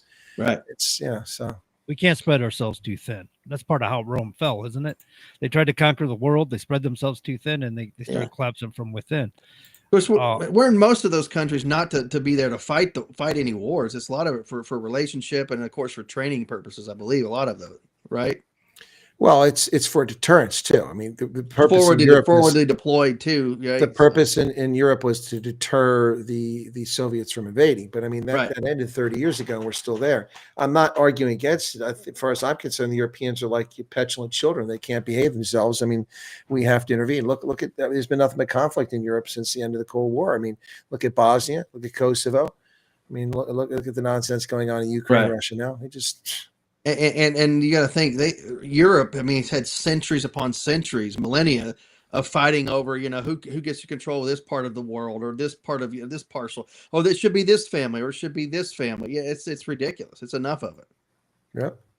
You know, and we come over to the new world and we want to make a better life for people. And we're certainly not perfect, but we're not fighting over little parcels of the world to being controlled by one family or another. I mean, come on now, we don't do that at least. So do you think the United Nations is failing in a lot of this? You know, I mean, we've got the Ukraine-Russia issue, but you got a lot of stuff going on in Africa too for inhumanities. You got a lot of stuff going on throughout the globe for inhumanities. Is the United Nations just a failing project? Well, it depends on what you think of the United Nations. I don't have a high opinion of the United Nations. First off, I don't believe in constructivism, and the United Nations is an example of constructivism, or as people like to call it today, multilateralism. But I don't believe in it. It doesn't work. I mean, you know, so the G20 is a perfect example of that. You guys, I don't know if you're paying attention to that, but the G20 summit just ended in South Africa, and you know, the presidency was in the hands of South Africa, and Cyril Ramaphosa decided he was going to snub Trump, so he thought it'd be clever, and he announced the consensus, because there's always a consensus agreement and statement at the end of the conference, and with 20 countries, it's hard to reach consensus, so it's usually not much to it. But this time, South Africa decided to take the G20, which is a body formed to advance the economic interest of its member states, which represents 75% of gross domestic product, you know, economy on the planet. Right. It's meant to advance their interests. But he decided, well, we're making a commitment to debt relief, to forgive the debt of poor countries. And we are going to also talk about the just energy transition here, where these Europeans and Americans give us money so we can, you know, build nuclear power plants and solar panels for ourselves, and you pay for it. Look, they turned this thing into a ridiculous thing. And so Trump didn't go. And so he thought he was clever. And he did a consensus statement declaration before the conference even began. So that's just, you know, that's so. Yeah. So my point there is, it is arrogance. My point there is with constructivism, it doesn't work. There was no consensus. You can't have consensus when one person disagrees, let alone two or more. In this case, two didn't agree. Argentina wouldn't sign. The U.S. wasn't there and wouldn't sign either. So the whole thing is just ridiculous. I've never liked constructivism. Of course, if you do graduate studies and you talk about political systems, the international arena, this is one of the theories you talk about. You've got, of course, realism, constructivism. I don't believe in constructivism. It's just you know, the UN doesn't work because there's 190 plus members. You can't reach consensus. Someone's always going to have a complaint. No one's ever going to completely. Look at when Russia invaded Ukraine. 38 countries, I think, abstained or voted against a sanctioning or, you know, calling out Russia for its illegal invasion. It should have been unanimous, except for Russia. Right. So the G7 works much better because it's 7 countries. Much easier to reach consensus with 7. 20 is hard. So. Right. Absolutely. So he thought he was going to call him out. What an idiot. You have no leg to stand on, my friend. You have a tiny fraction of an economy. You're not going to call out the big bad wolf on the block here. I'm sorry. Well, they sure thought they were. Yeah. So what is your thoughts about after the G20 or anything constructive come out of it that you saw? Well, one thing that definitely came out of it, I'll tell you this, is that Trump said South Africa is not invited to next year's conference. He said, you're not welcome in Miami. And then the South Africans doubled down. The South African president went on television and spoke to the nation on Sunday. And it was sad to see. I mean, if you have experience in diplomacy or you're just a person that can walk and chew gum, you'd be like embarrassed by what he did. First off, he says, I want to thank the nation. Everyone did such a great job coming together. This is, proudly South Africa. We showed we're great hosts. I'm sorry, buddy, but that's your job. That's your minimum requirement, is to be a good host. Right. Make sure people get from place to place and they're safe and they have a good conference. That's your minimum requirement. Right. So that happened. And they said, and people recognize what a great conference he had. The Prime Minister of India, Narendra Modi, said, thank you for hosting the summit. I mean, yeah, that's just called diplomatic protocol. It wasn't like he praised you with, all kinds of great work. Thank you. These people, it's embarrassing. It's so embarrassing. Yeah. So, but it gets worse because after he did that, then Trump uninvited him to the meeting in 2 weeks in DC, because they have meetings throughout the year and they're all going to be in the US. So the only thing they weren't invited to was the Leaders Summit next year in Miami. They could have come to all the other meetings, but then he goes, well, we are a full partner and we're a founding member and we are going to come to everything. And I'm thinking, dude, you need a visa to come to America. I'm sorry. That's just the reality of life. And now you're not going to get a visa because you can't keep your mouth shut. Well, they have a meeting on the 15th and 16th December in DC. The Sherpas, that's the senior people who organize everything for the leaders. So the Sherpas meeting is on the 15th and 16th December. And guess who's not invited? 20 countries, 19 invitations went out. Guess who didn't get one? South Africa. Oh, we're just it gets better. It gets better, Todd. So on top of that, the U.S. took over the G20. So what else did they get? They get responsibility for maintaining the website. Guess what they did? Day one, every document, every policy, every plan, every agreement the South Africans worked out during their year under having the presidency, all gone. Nothing on the website. It's completely wiped. If you go to the G20 website, do a search for G20, go to the website, it says, sorry, page not found or something like that with a picture of Miami 2026. I love it. And then you go to the G20 reference for the U.S. hosting it, and there's a picture of Trump in dark clothes going, the best is yet to come. So, there's a phrase, you mess with the bull, you get the horns, and that's what they've done. Yeah. So we brought up the UN here, NATO, we brought up the G20, the G7. Which of these organizations is truly beneficial to the United States? Which could we probably do without or kind of shy away from, if you will, do away with? You mean UN agencies? What UN, NATO, or G7, G20? Oh no, NATO doesn't need to go away, but it does need massive reform. It needs massive reform. I would reform it by taking the Europeans out of the loop. Here, we're going to reform it. You just do what we tell you to do on this. Exactly. It would be much better run organization. There you go. No, I mean, but NATO doesn't need to go away. Okay. But there are other things that don't really accomplish a whole lot. But I mean, mostly they're UN organizations that, the WHO has been a problem for years, which is unfortunate. They were never very responsive to the public, and now they're on their back foot because of all the COVID scam stuff. And of course, renaming monkeypox to Mpox. Mpox, right. I get a kick out of it does. I get a kick out of people who assume things. So they said we couldn't call it monkeypox because it's racist against monkeys.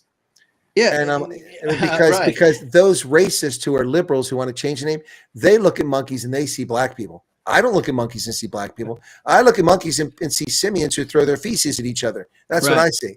Yeah, they're smart enough to be able to throw feces. That's what I look at, right? Yeah, I mean that's not black people. I mean, the fact that they default think that that's a racist statement tells me that they are in their hearts racist. That they see monkeys and they see primates and they see black people. I don't see black people when I see primates. I see primates. Right. Well, and some members of the Democratic Party. Let's be honest. Right. Yeah. I won't say it because they'll say, "Oh, he's just being racist." But yeah. Anyway, like Jasmine Crockett always throwing her feces. Not because she's black, but she seems to throw a lot of feces at people. Jasmine Crockett is that obnoxious, loudmouth chick at the club when we go to the club. And you're like, it's her again. And nobody wants to go near that. Some people think just because they're a loudmouth, they're going to get their way. Oh yeah, that's the way it is in politics now. You look at Republicans. Not every Republican, but a lot of Republicans are taking a playbook or taking a page from the Democrat playbook. Be very loud, obnoxious, and call people names, and level accusations. And by the time they figure out it's false, elections are over. It's sad. Yeah. Yeah. And that has been a strategy for them for a long time. Lie. They're very good at telling lies. Yep, absolutely. Well, remember what's his name there? Let's see the demon rat senator from Nevada, Harry. Harry Reid. Yeah, Harry Reid. Remember him? He lied about Mitt Romney by saying, he put his dog on his roof and he killed it because he drove around with the dog strapped to the roof. And people fell for that story. And you know what's really bad about that? Harry Reid, Dingy Harry, and Mitt Romney are both Mormons. Right. One Mormon does to another. So, but he read it on and said that. And after the election was over and he was called on it, he said, but he said, yeah, what's your point? It worked. Yeah. That's who they are. That's who the Democrats are. No morals. Absolutely. So I want to ask you real quick. You weren't on here last week. Marjorie Taylor Greene resigning January 5th, I believe, is her resignation date. And I don't know if you've been able to talk about it or not, but what are your thoughts about the resignation and what's her future look like, if anything, at all, politically? Well, I think in Georgia, she has a big future if she wants it. She wants to run it for the Senate. She might be able to win it. If she wants to run for governor, she can win that. But as far as the MAGA movement, I think she's cut her own throat. She already was a person that some of us who are conservatives tolerated barely because she's a grenade pin pulling, throwing into the room and causing chaos and walking in and pretending like she's in charge. Right. She's always a busybody, stuck her nose and everything. And a lot of conservatives get mad when I say this, but you have to be objective. That's who the woman is. That's who she's always been. So I mean, that's not a statement for or against her. It's a statement of fact. As far as her withdrawing from the race, frankly, after all this verbose, bombastic language the past 6 years, I think she's a coward. I mean, and also, I mean, this is ridiculous. The people of her district voted for her to represent them for 2 years. Right. Why are you resigning a year into your term? There's something else going on here. She's either a coward or she's about to take some high-paying job somewhere and she sees the handwriting on the wall because she's like, well, I can't change anything. You've been there for 6 years. Why did you run the second time and the third time and the fourth time for office if you can't change anything? It's ridiculous. I'm not at all impressed by Marjorie Taylor Greene. If that hurts people's feelings and they don't want to listen to me, that's your problem, not my problem. I mean, you can like her. I'm not telling people not to like her, but I'm just telling you, you asked my view, Todd. That's my view. I think it's cowardice, political cowardice. I would agree with you. And I don't think she's going to be able to do anything outside of, unless she's got running for Senate, lined up, because there's 2 Democrat senators. Other than that, I think she's pretty much done for. I honestly, I wouldn't call her. Maybe I'm misunderstanding you, but I wouldn't call her. I don't think she's afraid. I don't think she's a coward necessarily. I don't know why she's bowing out a year early. That to me, that's political suicide. That's saying I can't make a commitment. So if you want to come back and run again, or even like you said, in another office, in Senate or in government, governor's office, you're not suitable to win because you didn't fulfill your agreement with the people on the term you agreed to serve. So that within itself is an issue. But she seems to be pretty brave about things. One of her claims is she's tired of the death threats. I don't know where the death threats are coming from, but I know she's been swatted a number of times. At least 3 or 4 times at her house. Yeah. Yeah. So people have been after her. She's got a point there, but so did Josh Hawley. And we didn't hear him cry. We didn't hear him back down. And he's a senator. He also was wrapped up in this fake January 6th stuff. They tried to go after him. He had nothing to do with it because he simply had the temerity to refuse to vote for the results in a couple states because there was questions about him. He followed the Constitution and he became a target. His pregnant wife was 9 months pregnant. These lunatics were in her front yard demonstrating, beating on her door with law enforcement watching this. That's a felony. And they watched it. They didn't do anything about it. And Josh Hawley never complained about that. So my problem with Marjorie Taylor Greene is exactly what you said, death threats. Okay, she's been getting this for 6 years. Nothing is ratcheted up now. Nobody's paying attention to Marjorie Taylor Greene. So something else is going on here, or it's just political cowardice. I mean, I'm sorry. I mean, this isn't new. She stands up and tells us she's a warrior. She's going to fight, and she's going to be there and she's going to do this. And she doesn't even finish her term out. If she had terminal cancer or she had some sort of cancer scare or health risk, okay. You get a free pass. I mean, no one should jeopardize their health. But you stood up to run for office. You ran your mouth. You attacked people. You drew a lot of disfavor on the Republican Party and conservatives in particular with your actions. And now you're going to walk away without finishing your time in office. I'm sorry. That's just, I'm not buying it. There's something else going on here. You alluded to the fact that she might be taking a job in the private sector or finding a career in the private sector somewhere. And she spent some time on The View. She spent some time kind of buddying up to some Democrats. Do you think that's actually an option she might take? She may actually show up on The View as their opposition to create dialogue and try to revive the show. I would be shocked if she wound up on The View, but I wouldn't be shocked if she wound up on MSNBC. Wouldn't be shocked if she wound up on Fox. But I mean, I don't think Fox wants her. But I don't think definitely Fox would. MSNBC would take her. Yeah. Probably pay her $500,000, to kind of pop on there every so often to just blah blah blah blah blah, run her mouth. Well, she doesn't need money. She's a trust fund baby. She inherited daddy's business. She's worth millions because of that. So, I don't think that's an issue, the money, but she wants to be relevant. And to me, she's made herself irrelevant. If she finished her term and left, I would have had a lot of respect for her. But I don't have respect for this nonsense. This is just that I absolutely agree with. That's, to me, you finished that commitment. Unless there's a legitimate reason, you can't. Your child got hit in a car accident. They need 24-hour care. You need to be there for your child. You can't be in Congress. I get it, but that's none of that's in play here. It's all very cryptic, and it really looks to me like somebody whose feelings are hurt because she's no longer in ascendancy. She's no longer the favored child because Trump is angry at her because she's acting like a fool in his view. And so she's no longer favored. So she's going to take her toys and throw them out of the pram. And that's what she's doing. And that's why I have no respect for it. She's like a petulant child. I'm no longer the favorite baby. And she throws the toys out. I mean, come on. Well, Trump admitted she had his phone number, his personal phone number. Yes. She called him relentlessly, which is kind of an indication that she was probably hounding him, trying to manipulate or influence him to do things that she thought he should be doing instead of allowing him to do his job. Well, and also that was kind of out there. I mean, look, I haven't said this before about her, but at times she acts like, I'm the star of the show. Right. You're just a representative. There's 434 other ones out there. If you're a senator, you can be a little more cocky, and demand attention. But this constant me. Hey, over here. Look, it's very off-putting. And if that hurts people's feelings, hey, I'm sorry about it. Do you think there may be somebody has a lot of dirt on her and she's like, you know what, I got to step back and that's supposition. I don't know that she's a bad person or she's done anything wrong. I don't know, but people are making that supposition. But I just think that there's something more here going on than we know, and I think it probably just boils down to what it just said. She didn't get her way. Yeah, I'm leaving. Right. Well, she did want a Senate seat. She wanted to move up to the Senate, and she didn't get party support. No. Well, she wanted to, but the party's not supporting her, and Trump's not supporting her. Trump flat out told her, "You don't qualify. You're not going to win the Senate seat." And it's kind of true. She's a little polarized here. Again, like I said earlier, she's never constituency in the House. You got a smaller people to gain favor, but when you're trying to gain favor of a whole state, it's kind of you're putting a lot out there, and you're asking a lot. And somebody like her, she's not in that position to ask that. She will be a candidate that can't draw more than 2% of the black vote. That's a problem in Georgia. Right. That's big time in Georgia. Yeah, absolutely. I'm just saying that because of who she is, whether it's fair or true or not, that's just the reality. She is, it's not just the black vote. There's probably a lot of moderates that find her too far right. But moderates, the black vote is a clear, distinct block of people who can count on a certain percentage of vote. So you can basically kiss 98% of whatever percentage black folks vote of the total vote. And that's already putting you at a major disadvantage.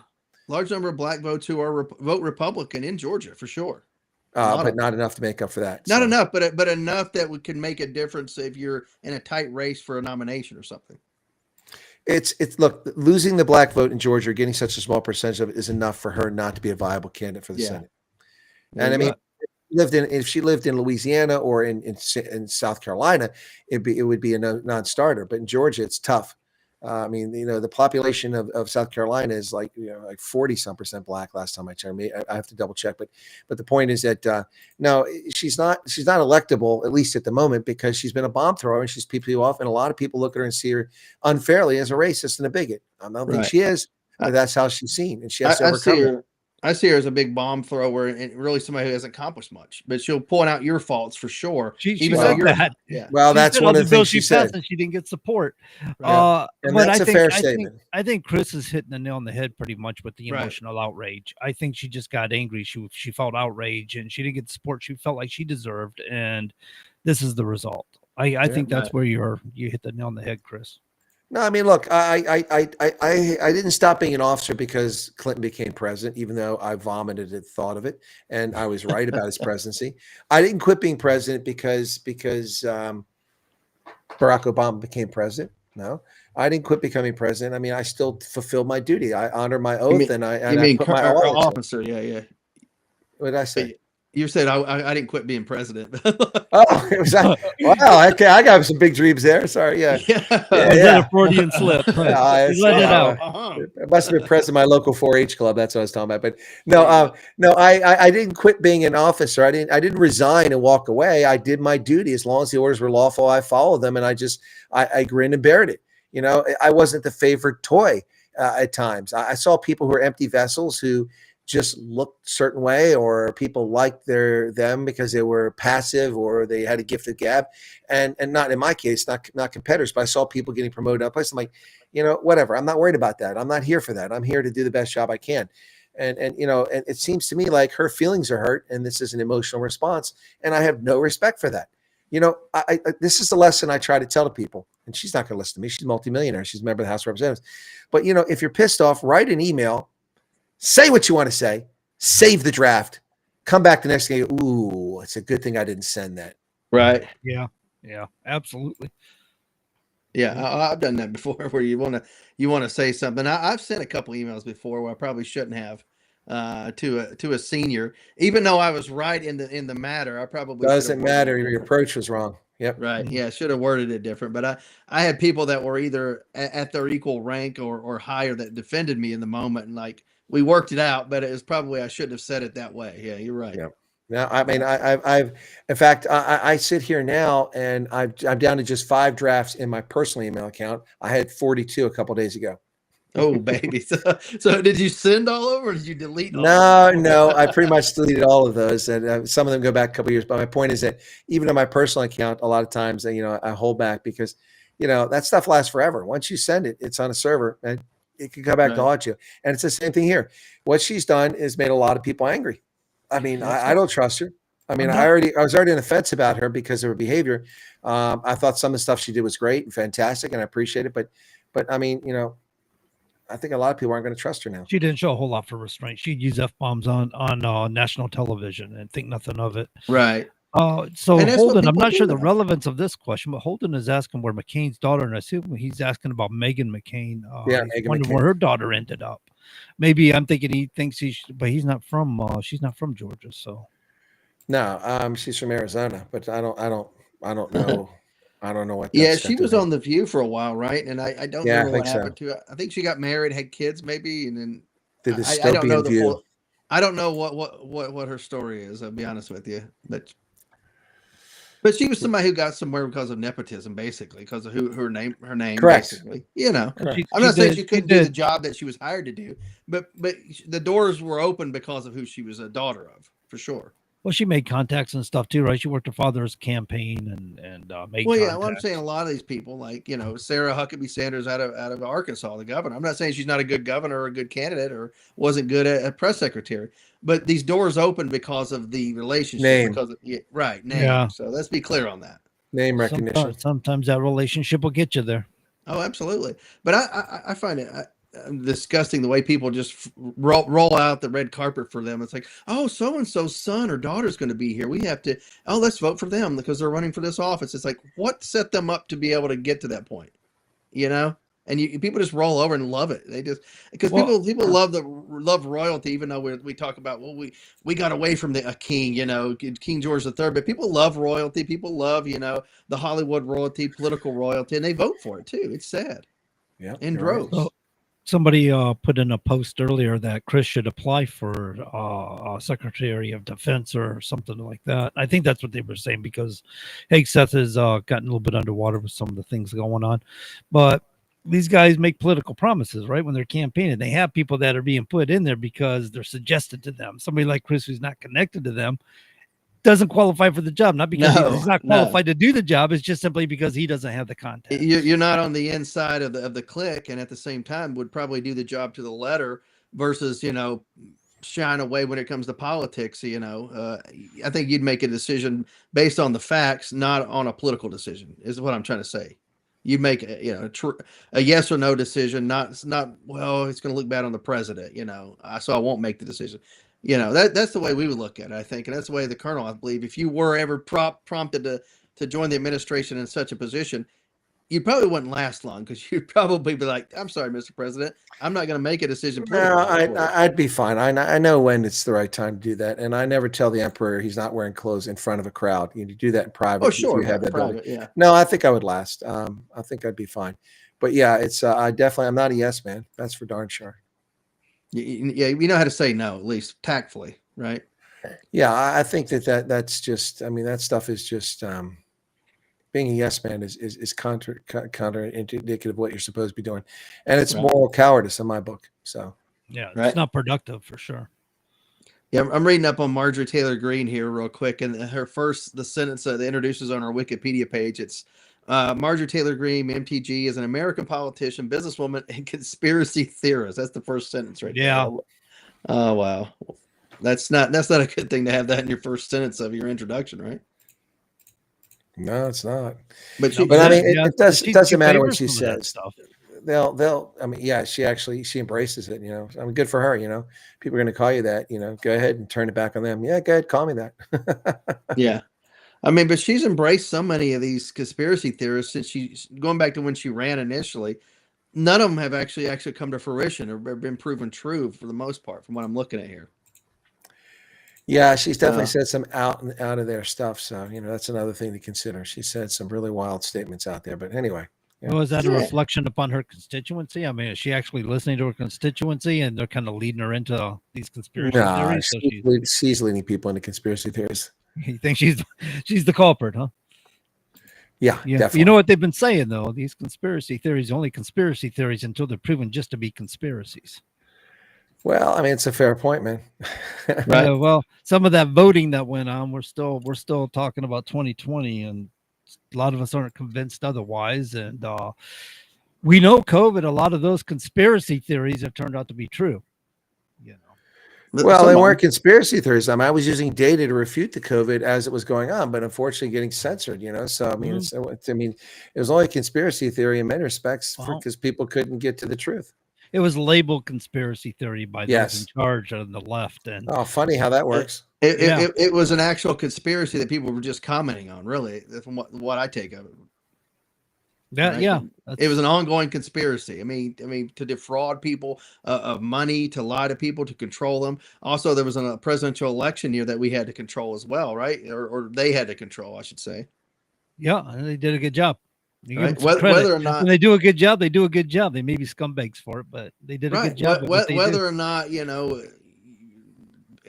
votes were planted or something like that, or elections were rigged on a whole, that kept a lot of people at home, for crying out loud. It really did. It changed the dynamic. A lot of people refer to that as a test on the people, and I really liked that post when it came out about how you behaved during the COVID epidemic. That's who you are. You need to take note on that. That's exactly who you are. If you immediately started calling people out on masking and 6 feet separation and all this stuff, if you went out immediately started trying to buy a bunch of gas and toilet paper and all this stuff, first off, you're not prepared. And going out and buying a mad dash to the grocery store or the gas station, buying a bunch of gas isn't going to make you prepared for what's going to come if there's an apocalyptic moment, for crying out loud.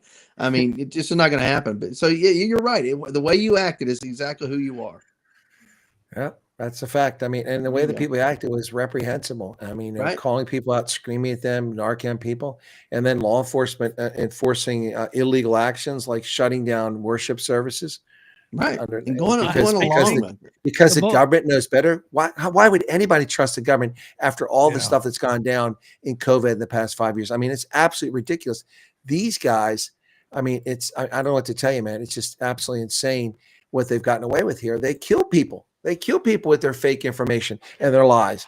And they got away with it. Wait a minute, no but one's that's being what prosecuted. we did. That's what they told us we did. Well, they were liars. You know, Yeah, some they of were us liars. understand epidemiology and infectious diseases. Some of us have spent decades researching and being involved in that. And to listen to these idiots try to tell me that they knew what they're talking about, it's just obnoxious and it's so disconcerting. Right. But you know what? They'll get theirs. You know, they're not going to get admitted to heaven because they're all evil. Yeah, evil. Yeah, absolutely. And the alternative for the mayoral race there in New York was the disgraced governor Cuomo, who got ousted for all the sexual assault and the gropiness of him, and of course the number of people he got killed during COVID. He was the only alternative for the mayoral race, for crying out loud. Come on now. Yeah, well, no, he wasn't the only alternative. No, I'm saying, but he, when it came down to it, I mean, Sleewell wasn't going to get it. I mean, so he's essentially the only alternative. I mean, a disgraced former governor. Yeah. You know what I mean? That's the only alternative to vote Well, for. so you're it saying just tells you people- it's the best they could put up. Yeah, Right. they pretty much handed it to a socialist. Right. Dangerous. But he had a nice meeting, I guess. Mom Donnie had a nice meeting at the White House, last week or whatever it was. And President Trump, he didn't really brace him too much in front of the press. You know? Well, I think a lot of us were disappointed in President Trump because we knew but I understand he's being pragmatic. I get that. But the first chance he got, that scumbag went back and dumped all over Trump. So Of course he did. And he knew it was going to happen. I mean, he wasn't going to do it in the Oval Office, standing right beside the guy. But it's funny, those press conferences where he makes them stand beside him and he sits down. That's a power move. Oh, that's definitely a power move. Yeah. That's a power move. And he does photo ops with people in the Oval Office. He doesn't stand in front of the Oval Office beside people. He sits at the desk. That's a power mover in a big way. Trump understands that. That's kind of like when you see him do photo ops, he'll make sure he's in center. He actually, remember that one time when he put his hand on that guy's chest and squeezed between everybody to position himself for the photograph right in the center. Yeah. Well, yeah, you're talking about whenever we do world leader photos, we call it a family photo. And I've had to help organize those things before. And I can guarantee you there was probably a mark right in the middle that for President Trump, and that guy probably stood on it thinking he's not going to move me out of the way. He did. Absolutely did. Yeah, he will do that. He has absolutely did. No inhibitions about that at all whatsoever. Right. He's the other thing was debates. When he was debating, like say Hillary, that was pointed out. He was on her. He hovered her. Yeah. Power move. Right. You'd be in jail. He was bulldogging her. He's like, yeah. No, I'm going to show people I'm a lot stronger than you are. Well, it's a lot easier to be able to do those power moves when you tower over everybody like he and I do. You know, we're both tall. So, I mean, these people that aren't tall, they have a disadvantage. So I'll drink of water. Yeah. Al Gore tried to do it against George W. Bush, and George W. just stopped and looked at him and kind of did like a little, like, what do you want? You know, he kept talking. Kind of nudged him. And Al Gore looked like an idiot, a twit. Al Gore had to go back to the other side of the stage because he looked like a twit. He generally looks like a twit. So, I mean. How dare you, the father of the internet? Come on. I guess I'm just a meanie. No. There we go. So yeah, Marjorie Taylor, I'm going to read up on her and how she got her money for sure. But Erica from her dad. I mean, she inherited his business. Erica Kirk is showing some grace. She rejected the argument that gun violence was the root problem that led to husband's assassination. The Turning Point USA CEO was the final guest speaker at the New York Times Deal Book Summit, and she. A lot of grace right there, and rejected that outright, which they were angling for her to kind of agree with her about gun violence and all this stuff. She rejected it. And I think that showed a lot of character on her part for sure. Yeah. So she gets a lot of grief. People come after her, and I'm like, yeah. Her husband was assassinated right in front of everybody, on TV. I mean, you can't. Well, but they came out with these conspiracy theories that she was behind all this stuff. I mean, it's just right. People are sick, They really need to get their heads checked. Some of these people, anyway. Scrolling down on social media just in the days after that, people that I defriended several people. It's like people. Oh, look at this. He knew it was coming. See, look at where he looked. He knew he was going to be shot. Like, oh, look at this security guy. He put something in his pocket. That's a signal. It's like. A law enforcement officer came up and gave him a challenge coin. One of the guys to Charlie Kirk's left, and put it in his pocket. It's clear as day. And I said on social media what it was, and somebody tried to refute that. No, that's not what it was. That was the signal. I'm like, putting something in your pocket that's clearly a challenge coin from law enforcement is not a signal from anything. Also, if you're working a security detail, and if you are using signals, it doesn't mean you're just signaling nefarious things, right? Exactly. I mean, because you got to think you have radios, and of course, sometimes if there's a lot of people, sometimes radio traffic, if it's just point to point, doesn't get through. Sometimes you have to use some hand signals, visual signals. That happens. Trust me, that happens. And they weren't signaling anybody to shoot, for crying out loud. It's so sick. Though. So there were some things though. They were talking about them tearing down the set and stuff right after it happened. I'm thinking to myself, that doesn't sound normal. You don't crime scene. Yeah. So I don't know if they really did that or if that's just something, because anybody can take video footage and throw things together to make it look like something. Well, I think the FBI took control of the crime scene. I think local law enforcement locked it down immediately. I don't think nobody was tearing it down right after the fact. Come on. Yeah. It was days after they turned the scene over. The company that was tasked with setting all that up was tearing it down, and they were doing cleaning and stuff as they were putting stuff away, as you would probably do anyway. You think about this: you go to somebody's house where they've committed suicide, somebody's got to clean that, right? I mean, so generally that's what they were doing. They were cleaning up after the fact, and they were trying to lie and say immediately after the assassination they were getting rid of evidence. It's like, that's 3 or 4 days later you're taking this picture. Come on. That's what I figured of it. Right. Somebody is just piecing it together and they're trying to make it look like something it's not. You can't trust anything you see on social media. You really got to question it all the time, because people have their own agendas, their own stupid little whatever. Sometimes people's bona fides are, well, I was in the Army for 3 years ago, 1970s, so I know about guns and ballistics. It's like, no, you don't. No, you don't. I shot a gun once, so I know all about them. I know all about it. It wouldn't have done this, so they had to come from this area over here, or his security guard shot him. I'm like, come on. It's like saying the Secret Service agent in the front seat driving Kennedy's limo shot him. I'm like, come on. People think that. So was there any proof, or I think there was, because I think he was wearing. Didn't he have a safety vest on? A bulletproof vest? I think he had a vest on, and I imagine anybody in a situation like that would have some sort of vest, whether it was a bulletproof or stab vest. It could have been a stab vest as he shakes hands, keep somebody from stabbing in it. It definitely was a high-powered rifle, and he so the theory was that it hit him in the vest. It didn't hit him in the neck. Very possible, and then come up into his neck. And possible. That made more sense to me when I heard that because. According to from my understanding of the coroner's report, he didn't understand why the bullet didn't have an exit wound. Well, if it hit him in the chest first, it deflected a lot of the power. Right, a lot of the energy. So it didn't have any escape velocity after it hit his soft tissue. So so that made sense to me. Once I saw that, I'm like, that brings it all together. Yep. Oh yeah, absolutely. Yep. And of course, where he was shot, there was no saving him at that point. He was dead within seconds, probably. Well, yeah, you get hit in the jugular like that and you're bleeding out like that. It's a matter of 60 seconds to 120 seconds. You're going to lose too much. Right. Same thing like femoral artery and various other places. Right. Absolutely. Unless it gets tied off. I mean, that wasn't happening in that case. No, there was no way. Yeah, no way for sure. But yeah, again, his wife, widowed, showing some grace, for crying out loud. I mean, that's unbelievable. Anyway, we got about 10 minutes left here. 10 minutes. 10 minutes here, folks. You know, Todd, that gives us enough time to talk about Trump wanting to get rid of federal income tax. Well, go ahead and bring that up. John. And how about our tariff bonus? Oh yeah, tell me more. Exactly. This is like an episode of Grease, man. Tell me more.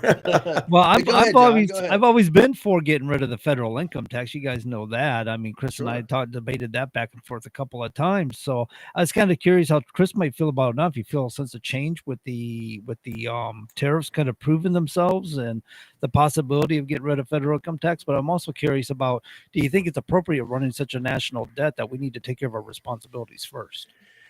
Yeah. Okay. So first off, I'm all in favor of no income tax. The income tax is what's led the government become a leviathan that's out of control. I mean, the imposition of the 16th Amendment is an abomination. It goes against everything the founders believed in.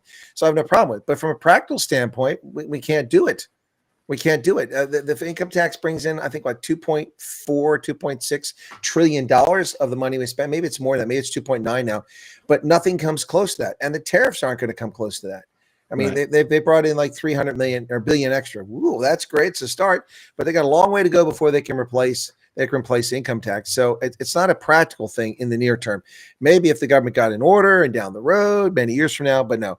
And as far as the bonus, free money's nice, but I'd rather see the debt paid down. I'd rather see the government balance its budget rather than give us money. We've already seen this before. They tried to juice it during COVID with these payments, and all it did was screw things up. So I would much rather see that. That would strengthen the dollar, and strengthen the dollar would make us all healthier and wealthier. That's much better for us rather than give people $2,000 to blow on, a trip to Vegas or something like that, or paying down their mortgage. So I don't agree with that. But getting rid of the income tax, I'm all in favor of that. Frank, I'm also all in favor of a flat tax, 10%. Boom. Problem solved. Everybody, billionaires pay 10%. Yeah, we pay 10%. Everyone should pay 10%.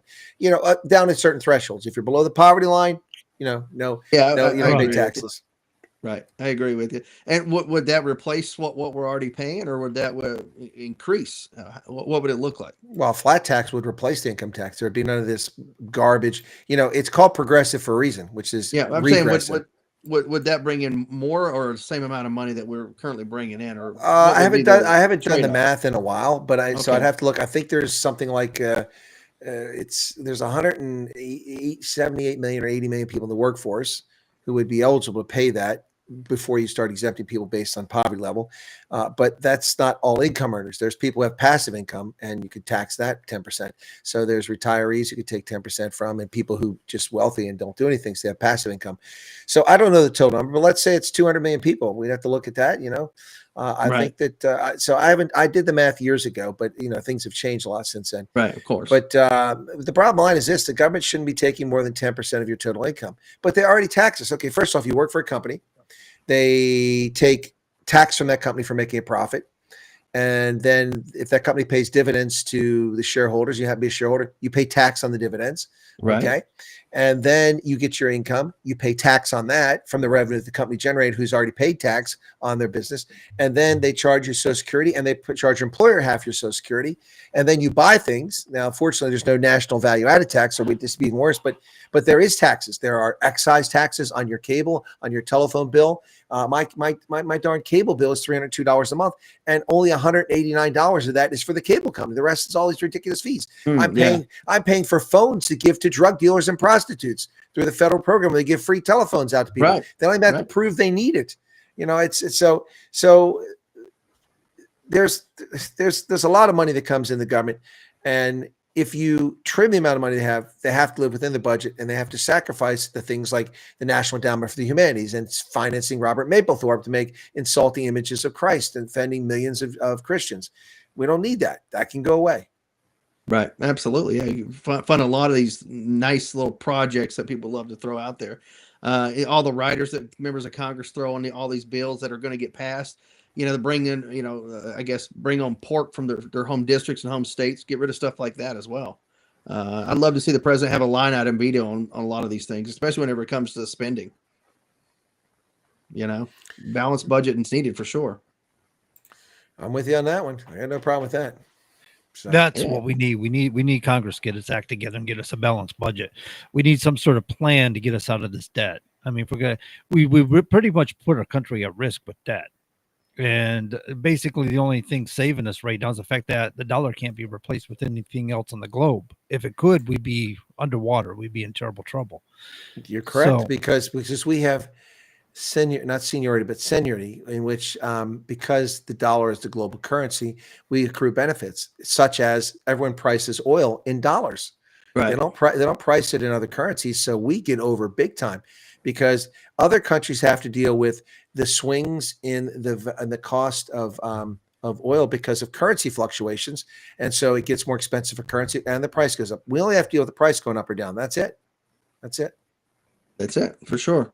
Yeah, huge advantage for us because our currency is global currency, and most people don't realize that. But I know that it's a huge advantage, and I'm glad we have it. But other countries don't get that advantage; they have to deal with the price swings and the currency fluctuations. So it's very fortunate. If we didn't have that advantage, we'd really be screwed. we'd be hit with a double whammy every time the things went against us. But right now, it's just one thing that comes at us. So, Yeah. But people don't realize that. They don't think about that stuff. So. Yeah, I remember like traveling to the Middle East and places like that. Whenever you go to like the little souks or the shops or whatever, and it's like they ask if you're paying in dollars or whatever because the price changes depending on what you're using. Yeah, and if you use American dollars, you usually can get over pretty well. And you leave with a nice haul. Of course, they leave with a lot of money. Compared to what their local currency usually is. Yep. So, gosh, John, when do we debate income tax? I've never been opposed to. Oh God, that was years ago when we first started this. I've We were never been- arguing about whether we should have income tax or not have income tax. I brought up the idea about a national sales tax to replace income tax. Oh no, I'm against that. I'm against that. Yeah, And that's what it was. You talking were for about the we were sales talking about tax, variable but- different things, and I think Okay. your stance on it was you would rather because you got two types of taxes, right? You got direct tax and indirect tax. So your income tax is a direct tax. Your indirect tax would be the corporate taxes. The taxes that corporations pay get passed on to consumers. Yeah. So when you purchase There's things, no you're free paying their lunch. taxes. So you're getting a double whammy here. So I've always had an issue with the idea of income tax. I think it's an unnecessary burden among the people. Let's adjust in the corporate tax and we'll pay our taxes in consumption. And the problem with that is you can save money that way, because if you tighten your belt and you decide, hey, I want to buy a house, you don't spend so much because you want to buy a house. You want to put your money towards that. Therefore, the government takes the hit, so they want to keep the direct tax. So we've had that kind of argument back and forth, and you were for cutting corporate taxes as opposed to income tax, where I'm more in favor of cutting income tax, or have been. Yeah, no, I'm with you. There we go, folks. Yeah, the last couple minutes here, folks. You've been listening to the Common Sense Conservatives right here on WSMN 1590 AM and 95.3 FM. We make sense of the inverted reality we are subject to every day. The Common Sense Conservatives are here to help bring you back to reality with current hosts Chris Wyatt, Todd McKinley, and John Grosvenor, folks. We love having you here. Of course, if you're listening to us anywhere, wsmn.live or anywhere we stream this show, we really appreciate you, especially our South African audience for sure, with Colonel Chris Wyatt bringing that on for sure. But anyway, last couple minutes here. Any final thoughts, gentlemen, before we close up the show today? Well, I'm looking forward to see how this immigration thing goes, and people's heads exploding. By the way, I received an update while we're sitting here from a South African refugee, and I have an image of them over the South Atlantic winging their way to Atlanta. There you go. Good. There we go. Obviously, he's taking advantage of the Wi-Fi in flight. Good. Well, shoot, what I would like to have, maybe if we could, maybe you could arrange somebody to come on as a guest and discuss maybe their experience with the process and everything like that, Well, I don't know if that's of interest to a lot of people, but we can do that. I'm sure. Good. I think it'd be all right. At least a short 10, 15 minute call in. I did get Willem onto Billy's program, Billy Painter's program, because he asked me, they live in the same town. They only live like 5 minutes from each other. They didn't even know that. That's wild. So I put them in contact, and they've met and hung out, and he did it on his program. Speaking of which, John, I got to fill in for you last night on the Patriot Confederation there, and it was a very fortuitous night. It was my one free night, and Billy called me, and he needed help. So I said, okay, fine, I'll pitch in. But it was very rewarding because the father of DJ Daniel was the guest.